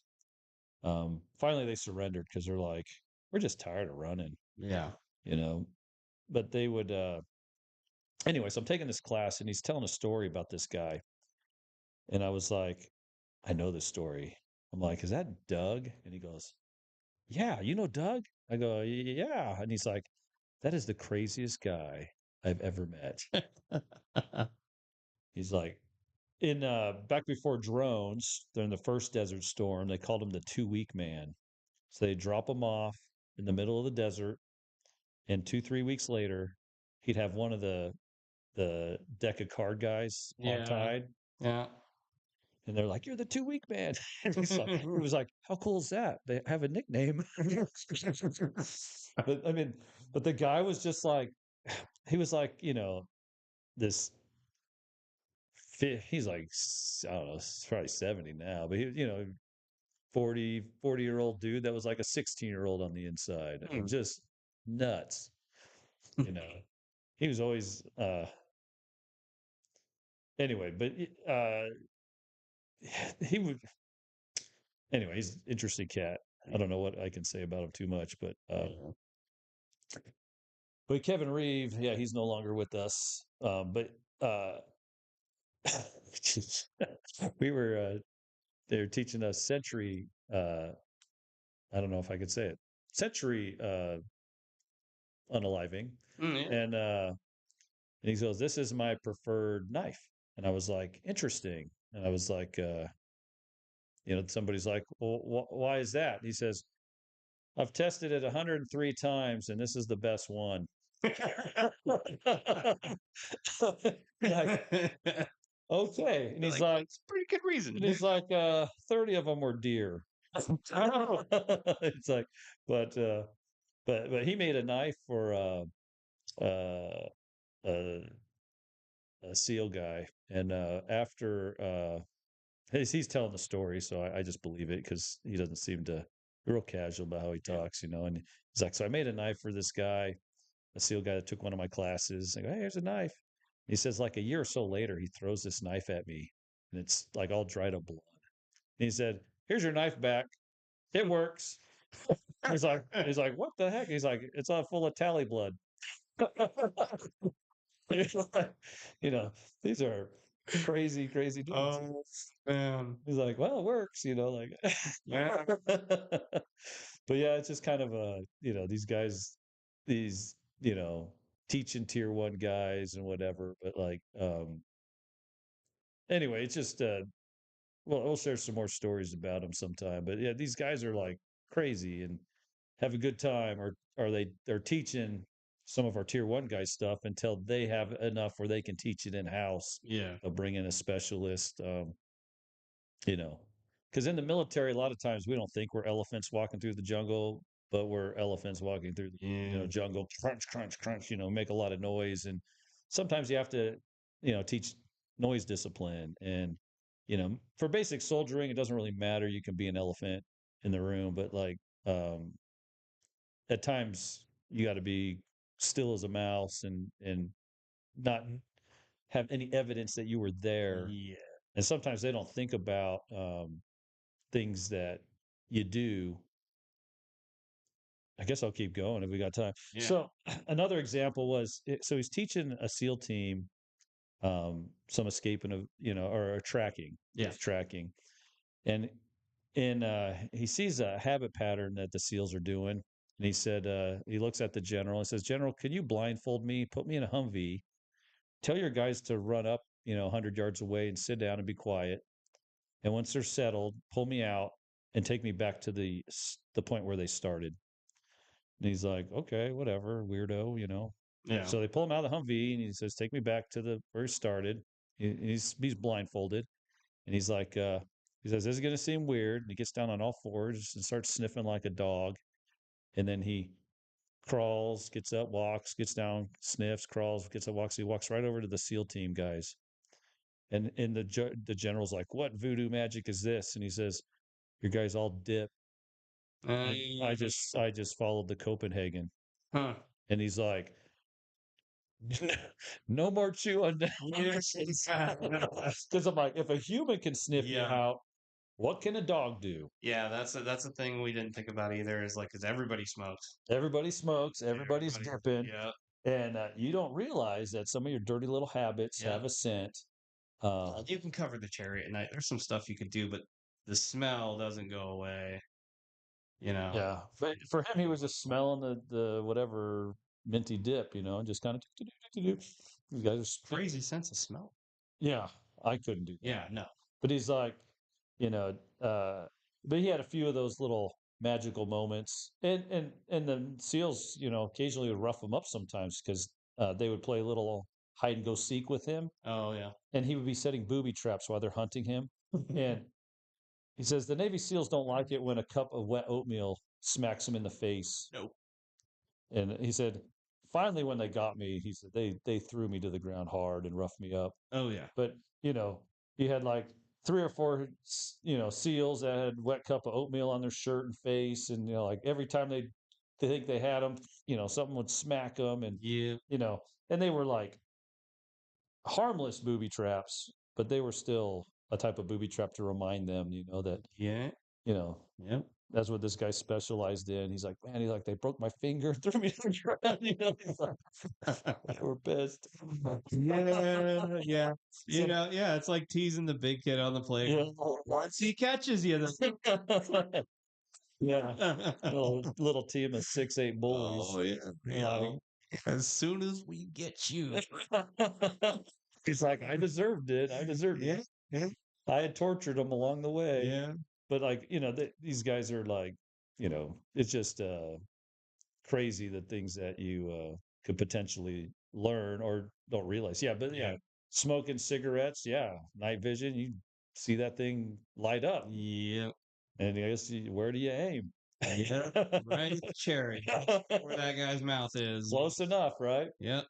You might miss, you might hit, but like, yeah, things, it happens. Yep. Happens more than you think. And a lot of guys smoke in the military. Oh yeah. It's just like, yeah, it's like, I think a lot of it's they put you under so much stress. It's probably the only thing that kind of gets you to relax and Yeah. forget about some of your problems. Yeah. Or stay awake on post because you haven't slept in 16 hours. Yeah, we were doing a training, and so I was like armor. I was the command driver, and then I was part of a GSAR team, which was like the colonel's little, chosen children of the group. And I went like 32 hours, like I hadn't slept, and we're driving back, and I'm like, sir, I'm gonna fall asleep. He's like, don't you dare. I was like, I shouldn't be driving. I'm a bad driver anyway, but Yeah. it's not a mess. And it's just like, man, I was like, I had been doing, yeah, I just had too many jobs, but they don't care. They're just like, do it. Yeah.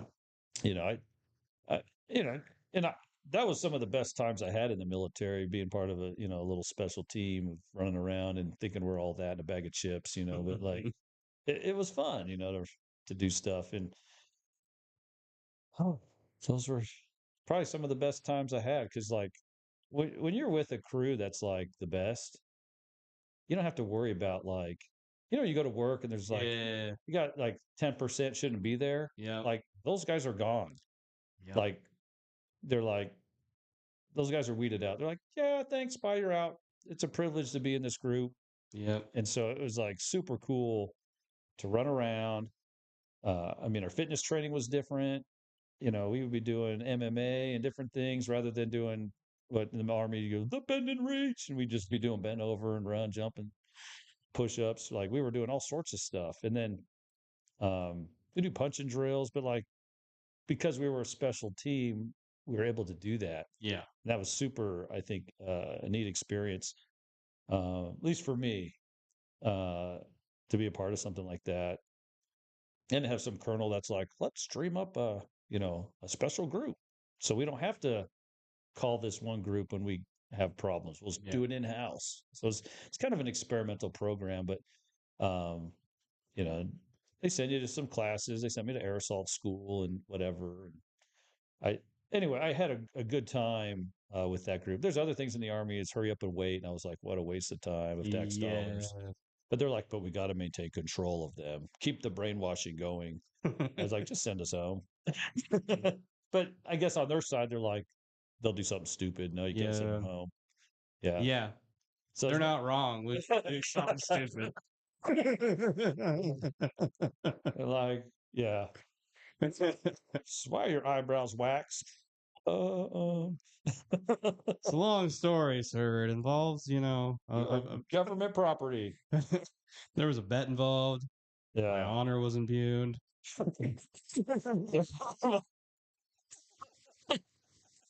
That's a Marine answer. There's Yes. my honor was in question, sir. Yes. Sergeant. I had to, sir. You weren't there.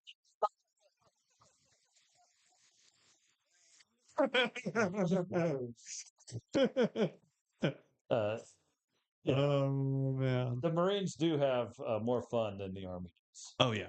Yeah, Yeah. they work hard, they play hard. Oh yeah. The Army, they work you, and then they're like, "No play, you might get hurt." Yeah. But Yeah. Yeah. The Well, and Marines have a little more yeah, the fun. Marine Corps does a bunch of fun stuff with tax dollars. I mean, I don't really tell too many stories, but I will tell this one. So, like, we had a It's not 6 million in sushi. no. Okay. But it did involve our shop getting I forget how much they paid for this crane. So they had two separate shops, and I was in the maintenance electronics portion, and then you had comm that was in the shop right next to us. They paid to get a crane that could move from one side of the shop to the other side of the shop. So we ended up duct taping a guy and lifting the crane, wrapped completely in duct tape because we took him from the comm side and we were like, kidnap him. So we just mummy wrapped him in duct tape and he's like all straight like this. And we hooked him onto the crane and then craned him over to the other side just to fuck with him. This is your tax dollars at work, folks. That's a fun one. Oh, man. It's called hazing. Yeah, yeah. All Right. that fun Gotta be stuff. the new guy. I mean, he had a cool ride. He didn't die. It was fun. He had no eyebrows when we pulled the tape off. Yeah, yeah.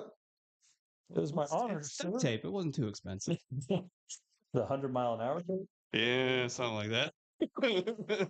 That doesn't stick the same. It's made to like peel off without the residue. Is that the 100-mile-an-hour tape you were using? That wasn't duct tape. No, it was actual duct tape. Okay. Yeah, that was sticky. That took a whole day to get him out of. See, the Marines have more fun. Yeah, yeah. We'd be sitting around the campfire in Iraq, and the Marines would be doing stuff. I just laughed and laughed. I was like, "Oh my, it's so fun." Oh man. They were playing football, and it was two people on a team. They're playing pass, but one person would stand at attention, and the guy behind him was the arms to catch it. Oh So jeez. they'd toss it back and forth, and the ball would just be wailing these guys in the face, and the guy's trying to, you know what I mean? It's like those like Yeah, little yeah, gimmicks they do. Yeah, not his hands, the guy behind him's hands, and he's got yeah, attention, yeah. like, throwing football. And I just laughed and laughed and laughed. Then we got this first sergeant from the 82nd. I'm not part of the 82nd, but we were setting up for him, and and when he saw that bonfire, he was so mad. No more bonfires. Roger for sergeant, and Marines kept lighting fires. Couldn't stop them. Now, granted, we were getting mortared and stuff every couple days, but it's like they can aim fire. I'm like, well, whatever. At least it was like one of the few things that was peaceful. They'd just stare at some flames and be like, life doesn't matter. Look into my eyes. But the Marines were just always, it just cracked. Oh man. Fires. Roger for sergeant. The Marines kept lighting bonfires every night. Yeah, yeah, I would do stuff like that. Yeah. Not, yeah, wasn't the first sergeant's authority to tell the Marines what to do. He just, oh, it's too funny. Oh man. Marines, yeah, they'd just be stupid games, but I just laughed and laughed. I'm like, they have a good time. Yeah. Work hard, play hard. They did try to challenge me to stuff, but I always won. So stupid stuff too. Oh yeah. But it's just I had an older experience, whatever. I'm like, why are you challenging me to this? So one was the Marine engineers. In my spare time, I go over and hang out at their little half wood shop, and we'd build stuff. And I like to build, so I go over there, and mess around, and I don't know. Being the only Army guy, they'd be like, "Hey, how many hits can you sink this like 20 penny nail from Australia?" And I was like, "I don't know." So I get a hammer, and it took me like 3 hits to sink it. It's a good, I don't know, 6 inch Yeah. thing in some Australian wood. Anyway, I sink it 3 hits, and I was like, man, I haven't swung a hammer in, a couple years. Anyway, the guy who challenged me, he does it in 5, and then everybody else was 6, 7, 8, 9, 10, 11, 12. Yeah. Sink this Yeah. thing, and I was like, should I tell him I used to be a roofing contractor? Like, I framed, and I'm like, I could swing a hammer. Yeah. But like, it's just funny. It always tickled Yeah. me. No, you never tell them. He never first try. You just let them think they suck. Like it is He tried to challenge me to something else. I was like, man, I just got a little more years on you than consistently destroy their ego. It's yeah. better for them. But most of them have PTSD from that moment on. They're like, what? At what moment did you have PTSD? This army guy came in and Yeah, there's one guy still crying in his closet probably, over it. probably.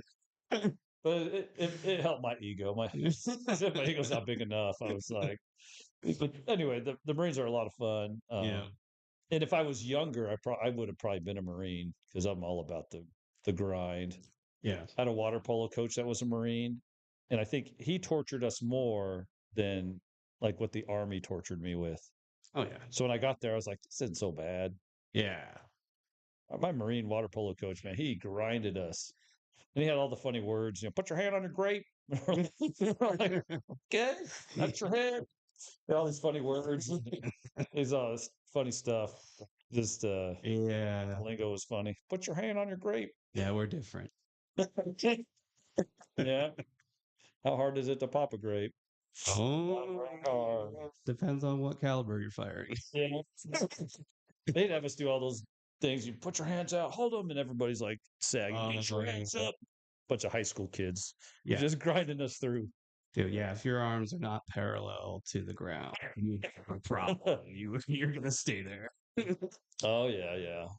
But yeah, in high school they called me the fitness schnazi. Like I love to grind, and I think it was because everybody would break and I could pass them. Uh, and I don't know, it's just a mental toughness thing. Yeah. We don't want to endure pain, and I think that's why some of the reasons I did physically well in the military is just my pain tolerance or my ability to endure it. So we went through this 8-hour smoke session. Um, it took like 3 months for me to recover. Um, I never went to my knees. Anyway, I had a friend that washed out selections for special forces. Anyway, uh, and he went and we were talking. He goes, "Man, I went to my knees 4 times," and I was like, "I didn't one time." And he's like, "You lie." It's like Yeah. there is no way. Yep. And I did it, but the aftermath of not taking those rests, I hurt Oh yeah. for like 3 months. Yeah. And I was like, I don't know, maybe he was smarter than me. Yeah. Because like, and I mean, I was a bit older too, Yeah. 30, I'm like 40, 38 at the time or something. But I was like, man, it's like I took 3 months to get my soul back after Yeah. this smoke session. And then I messed up a rib. It's on an obstacle course, the over under on the logs. Oh And yeah. my feet went down and I forced it back up. And somehow I just strained it. Yeah. So I'm sitting in class the next day and I'm in from out of town. So it's like failure wasn't an option. Yeah. And I was like, hey, I got this like weird pain in my rib. Think about getting it looked at. He's like, if you go get it looked at and they make you leave, Yep. you're done. And I was Yep. like, all right, I'll suck it up. So, the next day we're rucking 12 miles. If I lean forward just enough, I won't feel it. Yeah. And I was a pretty good rucker. There was some ranger there that like broke 2 hours. I was like, dude, that guy's a beast. I was like 2 hours, like 10 minutes. But like, I mean, that ranger guy was a beast. It, it doesn't matter. We all have our breaking Yep. point. I don't care if you do 100 push-ups, no one's doing 200, and these Yeah. guys would count to 200. Like Yeah. nobody's getting out. And as soon as that's broken, then you're doing squats. And as soon as that's broken, then you're doing overhead arm clap. We did like 1,000 Yeah. overhead arm claps. We're like, oh my gosh, like it just won't end. It was just endure the burn. But like, Yeah. there's something to mental toughness. But when you get out of that cycle, it's amazing how soft we get again. Oh yeah, Like, easy, like if you're not used easy, easy.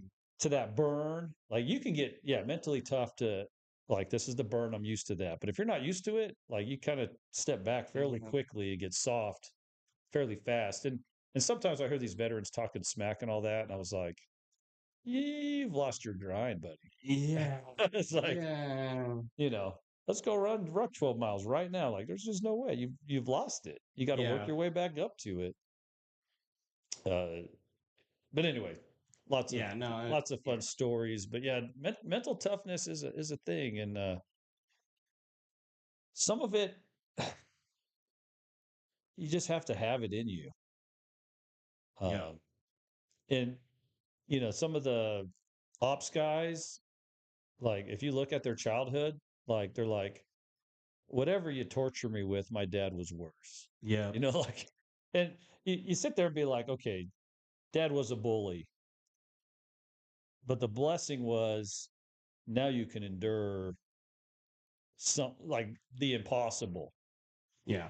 And then you have people that have never felt pain and they just crumble, crumble, crumble. And I was like, man, it's so interesting to see these guys break. Yep.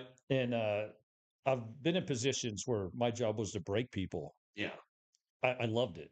I love to take your soul. Oh, it's fun. I love it. But it's your soul. You could take it back at any Yep. time.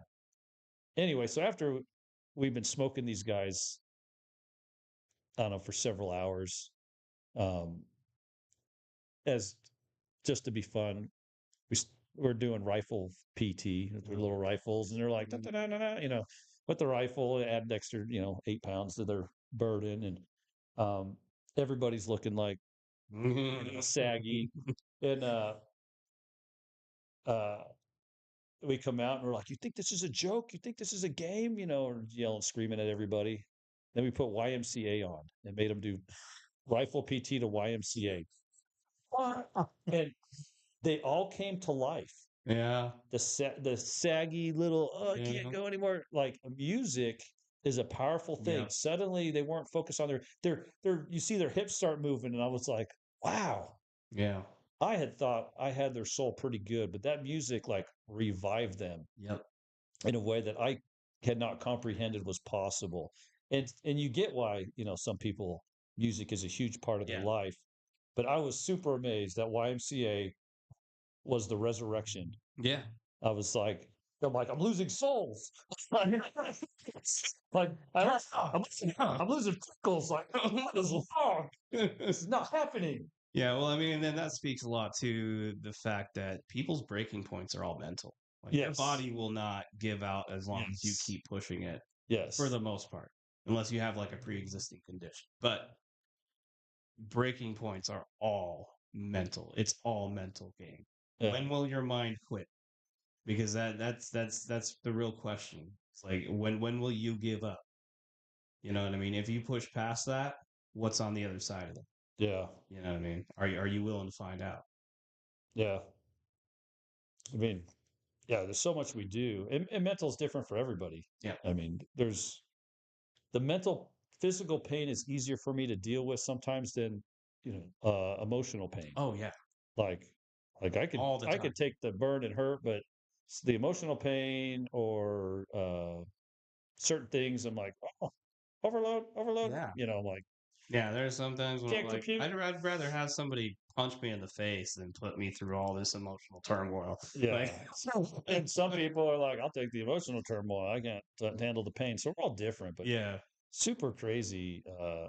Anyway, just reminiscing about yeah, the good old days and things to deal with. But the bullies in your life make you stronger. I know the school has yeah, a big anti-bullying campaign right now, but I'm like, man, you're taking an opportunity away for some of these kids to face that bully. yeah, When you get into the real life, away from, no teachers or adults, they're still going to be there. yep, They're in your workspace. It might be done differently or tactfully different, but they're still there. yeah, And, you know, if you've never had the opportunity to stand up to your bully in life, I was like, man, you're taking that, or Yeah. or even navigating around it so you don't have to be bullied. Like you got to learn to work with other people. It's huge. Yeah. And so sometimes I'm like, man, you're taking all the bullies away. How are we supposed to, life is not all Yeah. Yeah. kumbaya No, and holding man. hands. And so I get there's a balance. There Yeah. there is bullying, I think that's Yeah. Sometimes it unacceptable, goes too far and there are negative but there is stuff that I'm consequences. like, and I get the snitches get stitches. I get all that. At the same time, there's a beautiful moment that passes when the little guy, smacks the big guy in the face Yep. and everybody's in shock, Yep. you know, um, and then they become friends. Yeah. Like Yeah. they suddenly have like an understanding, and Yeah. sometimes they There's become respect there. they become best friends. Like, oh, you stood up to me, and then you look deeper and like, oh, the bully was bullied by his dad, and Yeah. you see a pattern there. Like, he's just reacting because he's probably bullied by his dad. It's like there's a whole thing there of lessons to learn, Yeah. and I'm like, are we taking too much away? Yeah. And it's weird, right? Because so growing up, oh, we face a lot of adversity, and that adversity makes us stronger. But we've gotten to the point where there's so little adversity because a lot of it's been kind of the term I want to use is probably not the greatest term, but kind of cucked away. Like we've kind of filtered out all the adversity, so now all the adversity has to be self-imposed, and I think that's where a lot of the victim mentality comes from. Um, and a lot of people aren't willing to impose adversity on themselves because it's not in our nature. Like we want things to be easier for the most part. Do But you think that this is me tying it back into politics? Do you think that if we have avoided bullying all our life because of could be the education system, that when we have to deal with it in politics, we'll just be like, oh, I'm not going to fight. Take my tax dollars, spend it however you want. I'm not going to fight because, you know, I don't know how to handle a bully that big. yeah, I don't know if there's a connection there or not, but I was like, are you softening us up so much that when these big changes, when someone needs to stand up, or you need 100 people to stand up, you yeah, only got the three that aren't afraid, and everyone else is afraid to stand up because we're like, yeah, like I voice my opinion. People agree, disagree with me, whatever. Like, um, but I have so many people come to me and be like, I like what you're saying. I can't say it where I'm at. I can't. I have a job. I got to keep it. Like so many people have these golden bracelets on, yeah, and they can't say it, and it's amazing to me. I say it. I mean, yeah, I risk business saying it. yeah, I have people that be like, I'm never going to Rick's. I'm yeah, like, well, I'm sorry, you disagree with me, but I'm like, you come in, you can be like, I hate you, and I'll be like, hey, you need a hug, man. Like, I mean, I like what you have to say. Rick, your home fresh fries, they're terrible. We like frozen fries. yeah. Okay, like you're allowed to disagree with me. You know, it's just I don't know. I feel like are we becoming too soft? Yes, yeah. I believe we are.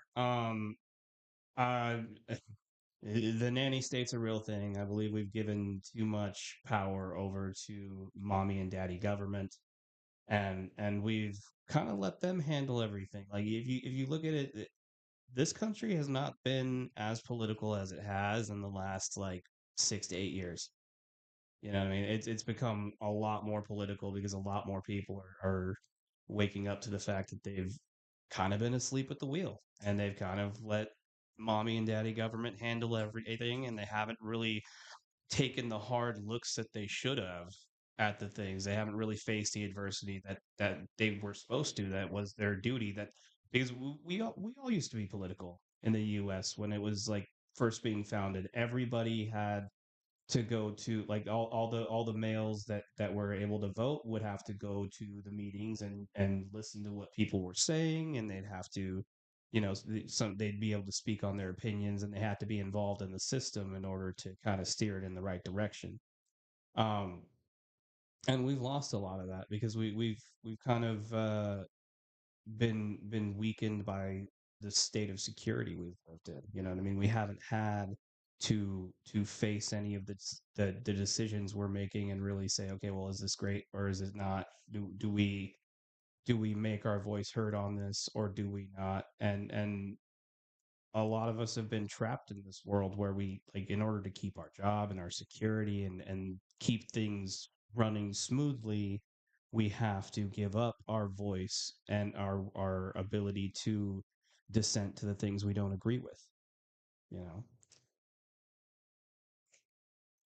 We come together. Like I say it all the time. We all want the same thing. We want housing. We want family time. We want quality food. We all want the same thing. And yeah, we have different political views, but I think we all want the same thing. And I keep racking my brain, like, how do we come together without a common enemy? Like, without an alien invasion, we're not coming together. Yeah. Without, certain events happening, but it would be way more beneficial if we came together on our own before Yep. a crisis. But we're so like human nature wired to just, I don't know, or the American, I hate to say American, the United States culture, we just Yeah. shred things. But we need to come together, whether you love Trump or hate Trump, whether you love Elon or hate Elon, whether, because there are people that are seriously Mm. like freaking out by what they see right now. They're like having emotional problems, and we got to sit there and be like, well, just, yeah, people are like, hey, you got to trust the process. And yeah, there are things that we don't know the outcome with what's going to happen. The economic warfare, what's going to happen, and I've been fairly neutral on it because I see good and bad to, I guess, both sides. Like Trump's economic warfare. Yeah. I'm like, well, he could have a good result. He can also, but I think regardless, they're going to have bumps in the road. Yeah, there's You always know, unintended and you could say, hey, consequences. like, you could leave the globalists in control and it'll be steady. And you'd be like, hey, that's a good thing. Steadiness is good.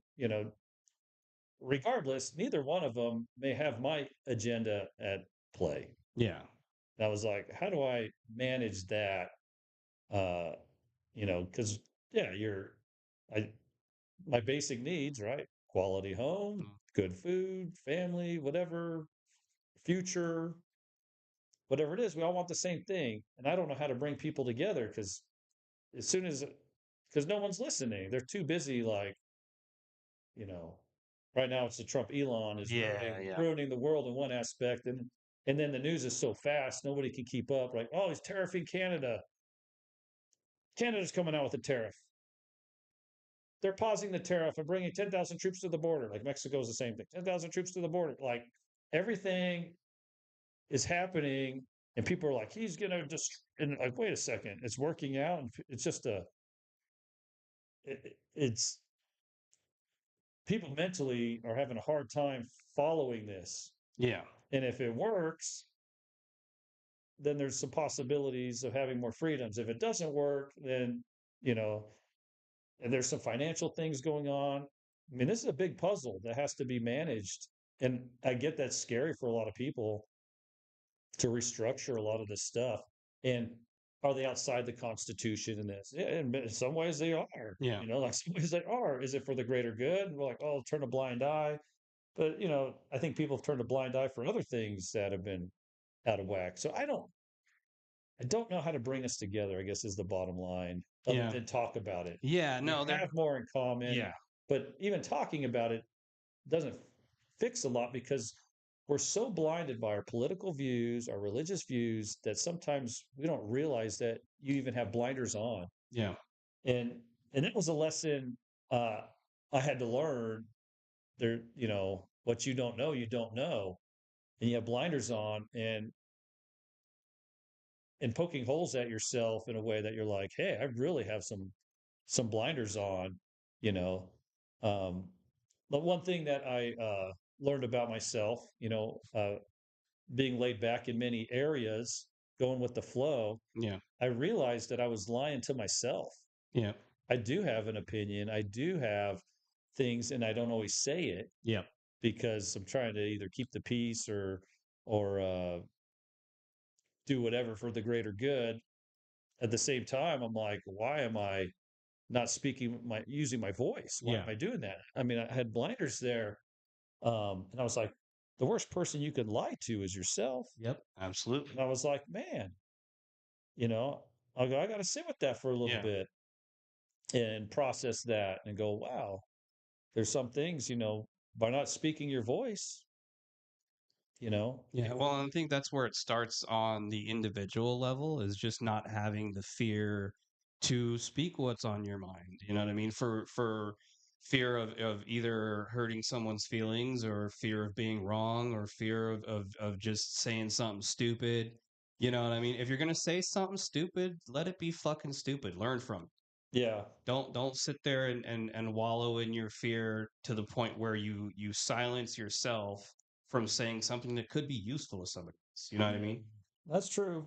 I think that there are multiple levels on it. Like so, as far as like governmentally like coming together, we need to find a baseline of things we agree on and things we don't. And the things we agree on make that our core. Everything else that we don't agree on, leave it up for debate. But we need to have those debates. And that comes with not having the fear to hurt each other's feelings. You know what I Yeah. mean? We've become so feeling centered that we haven't been able to look at what's objectively true. Yeah. I mean, don't get me wrong. I have fear. Sometimes I'm saying stuff. I go, man, this is really confident, like, uh, confrontational or Yeah. edgy, or I don't have a lot of evidence here and I'm taking a risk saying something. And I was like, man, uh, and it's media. Yeah. People get one mistake or a misunderstanding and you're trashed. Yeah. I'm just a little guy, so not a lot of people pay attention, but I'm like, um, it's yeah, very difficult sometimes to be like, boy, I got to be careful how I say this. At the same time, that also limits, my ability to express, just be blunt. I got Yeah. to worry about TikTok and all these places, or offending people. It'd be so nice just to say it. Yeah. And if you're a jerk, I'm like, hey, at least I know you're a jerk. If you're a racist, I'm like, hey, he's a racist. Yeah. But he expressed himself. I know where he stands. And all the time, I appreciate knowing where you stand because I'm like, at least I know who I'm dealing with Yeah. rather than Rico Suave telling me what I want to hear. I do that. It's like Oh, Rico Suave. Yeah. Yeah, that's, uh, anyway, it's tough to try to write it enough to be like, yeah. express it properly, tactfully, but let everybody know where you stand. And then they can decide if they want you in your life or not, listen to your opinion or not. I mean, and and in the world we live in right now, there's a lot of words we Yeah. we can't say. But I'm like, if someone says that, you'd be like, hey, Yeah. Yeah. I that's think the two main that things style's not my is style. Bye. yeah, just stop being afraid to say what you think and give people grace for, either being wrong or, even possibly being right and you not knowing about it. You know what I mean? Like, if you think somebody's wrong, look into it. See if there actually are. You know what I mean? You might be the one that's not informed. You know what I mean? So Yeah, be okay with the possibility that you're wrong and they're right and vice versa. yeah. So a crazy example of this, and hopefully this doesn't stir too much of debate. It's the end, so most of you guys are gone. Yeah. But this flat Earth, round Earth thing, I'm just like, I can't prove either one. Yeah. No one said enough for either one for me to be like, oh, this is it. I've always believed the globe Earth. I'm like, that's cool. And then you got the UN with the flat Earth, Yeah. and you got the air flights going this way or that way. I was like, huh, interesting. Above my pay grade, I do not know, and until I hear something compelling. Yeah. But then I've also kind of like, you know, you look at the Matrix and all this stuff, and like, oh, there's a hologram, big, Yeah. spiritual, this and that. And I was like, well, if you are part of a collective that believes in flat Earth, then maybe you're more in a 2D dimension, and all your evidence is this. And if you believe more in this, then it's this. Like, could it be both if it's a matrix? They're all wrong. The earth is a donut and the sky is in the middle. Yes, probably. Probably. We're probably in hollow Earth, Yeah. and we're like, Yeah. The I don't. sky's not real, man. It's the Yeah, Truman Show. yeah. Probably hollow Earth, and we're like, dude, we're on outer Earth. Yeah, it's just like this is above, Yeah. my pay grade. Yeah. And it's like they're like, all pictures come from NASA, and you look at the storms, and it's like been like they've been like photoshopped, Yeah. copied and pasted, and you're like, I don't know what to believe, but you know, I've just been like, you know what, this is above my pay grade because we taught flat Earth until like 1950s. Yeah. 1950s, folks. I Yeah. was like, what? In school, they're like, then we realized it was round when Christopher Columbus, it's like, but then we taught it till 1950s and then went to this. And I was like, well, there's something really weird going on above my pay grades. It's interesting, but like, I'm just like, well, Yeah, well, I mean, it's cool and all to whatever. believe what you want to believe, but at the end of the day, we argue over all this stupid crap when you have all these things going on around you, like the USAID thing. You know what I mean? Yeah, In the grand scheme of things, it's probably neither. yeah, it's probably neither. It's You're neither. probably wrong. You're not going to find out in your It was an lifetime. apple with a But bite out of it the but whole what you time. can do, what you can do is look into these things that are actually happening around you that probably need to change. You know what I It's a mean? turtle. Yeah. It's Yes. it's Yeah. We live on it's the back of a turtle. it's pear shaped. That's actually the truth. It's I saw a cartoon once, and where the blood and the Yeah. yeah, it's a turtle. They come out and they look at the eye. Yeah. Whoa. Yeah, like I don't know. Yeah. I mean, yeah, these are fun things to go down, but like these are not things we should be arguing I'm over. probably in some matrix little thing with things hooked onto my brain, that thing attached to your neck, and then we're bleeding, Yeah. whatever, the whole matrix thing. I'm like, man, that's above my pay grade. Yeah. Yeah, for sure. But it's crazy. But yeah, that's one of the things. Like, and people fight about it. They're fighting about it. Yeah. They're fighting about it. Well, and they fight about it to the point where they get upset. They start like losing friendships, and I'm like, dude, you guys are retarded. Like, But why? yeah, with the pear shaped idea, is like if you're one direction, could it appear flat? And from Yeah, another direction, could it appear round? Like I was like, what if they're able to collect evidence for both? Or if you believe one certain way, the matrix gives you evidence for this, and if you believe another way, that gives you matrix for round. And yeah, I don't know. it's actually the shape of a watermelon. They're It both is. right. It is. It's a wedge cut. Yeah. Everything else is round, but we didn't realize, God's up there like, Yeah. he's like, "What?" This isn't seedless. And that's just the seed. It's seed shaped. Absolutely. Yeah. Yeah. All the planets and moon, sun, it's all like planets, and then we're a fruit, and then we spit Yeah. out seed, and we're like, we're the only ones. Yeah, it's Oh crazy. man, But yeah, it's crazy. There's evidence for both. I was like, this is nuts. yeah, But I haven't heard anything that conclusively was like, I'm ready to get baptized. yeah, The flat Earth or globalist thing. I was like, this is crazy. But I was like, what if it's both? yeah, Depending on your matrix, or if it's pear shaped, could you get evidence for both? And I was like, I don't know. yeah. Art's cone shaped or whatever. I don't know. But everybody's like, water's level, and gravity, if it's spinning, water should fly off. And I was like, man, this is crazy. Yeah. Yeah, it's crazy.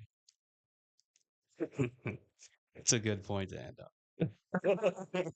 All right, folks, send in your votes, flat Earth, Yeah, round Earth today. yeah, I will pick the winner. yeah. Well, actually, most votes win, and we'll settle the argument forever. Yeah, that's true.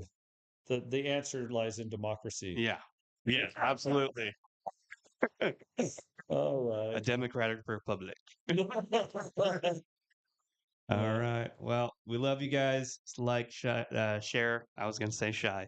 Like, share, and subscribe. And we'll see you next time on the Ricksican Show. Yeah. What's the sound of a coming right?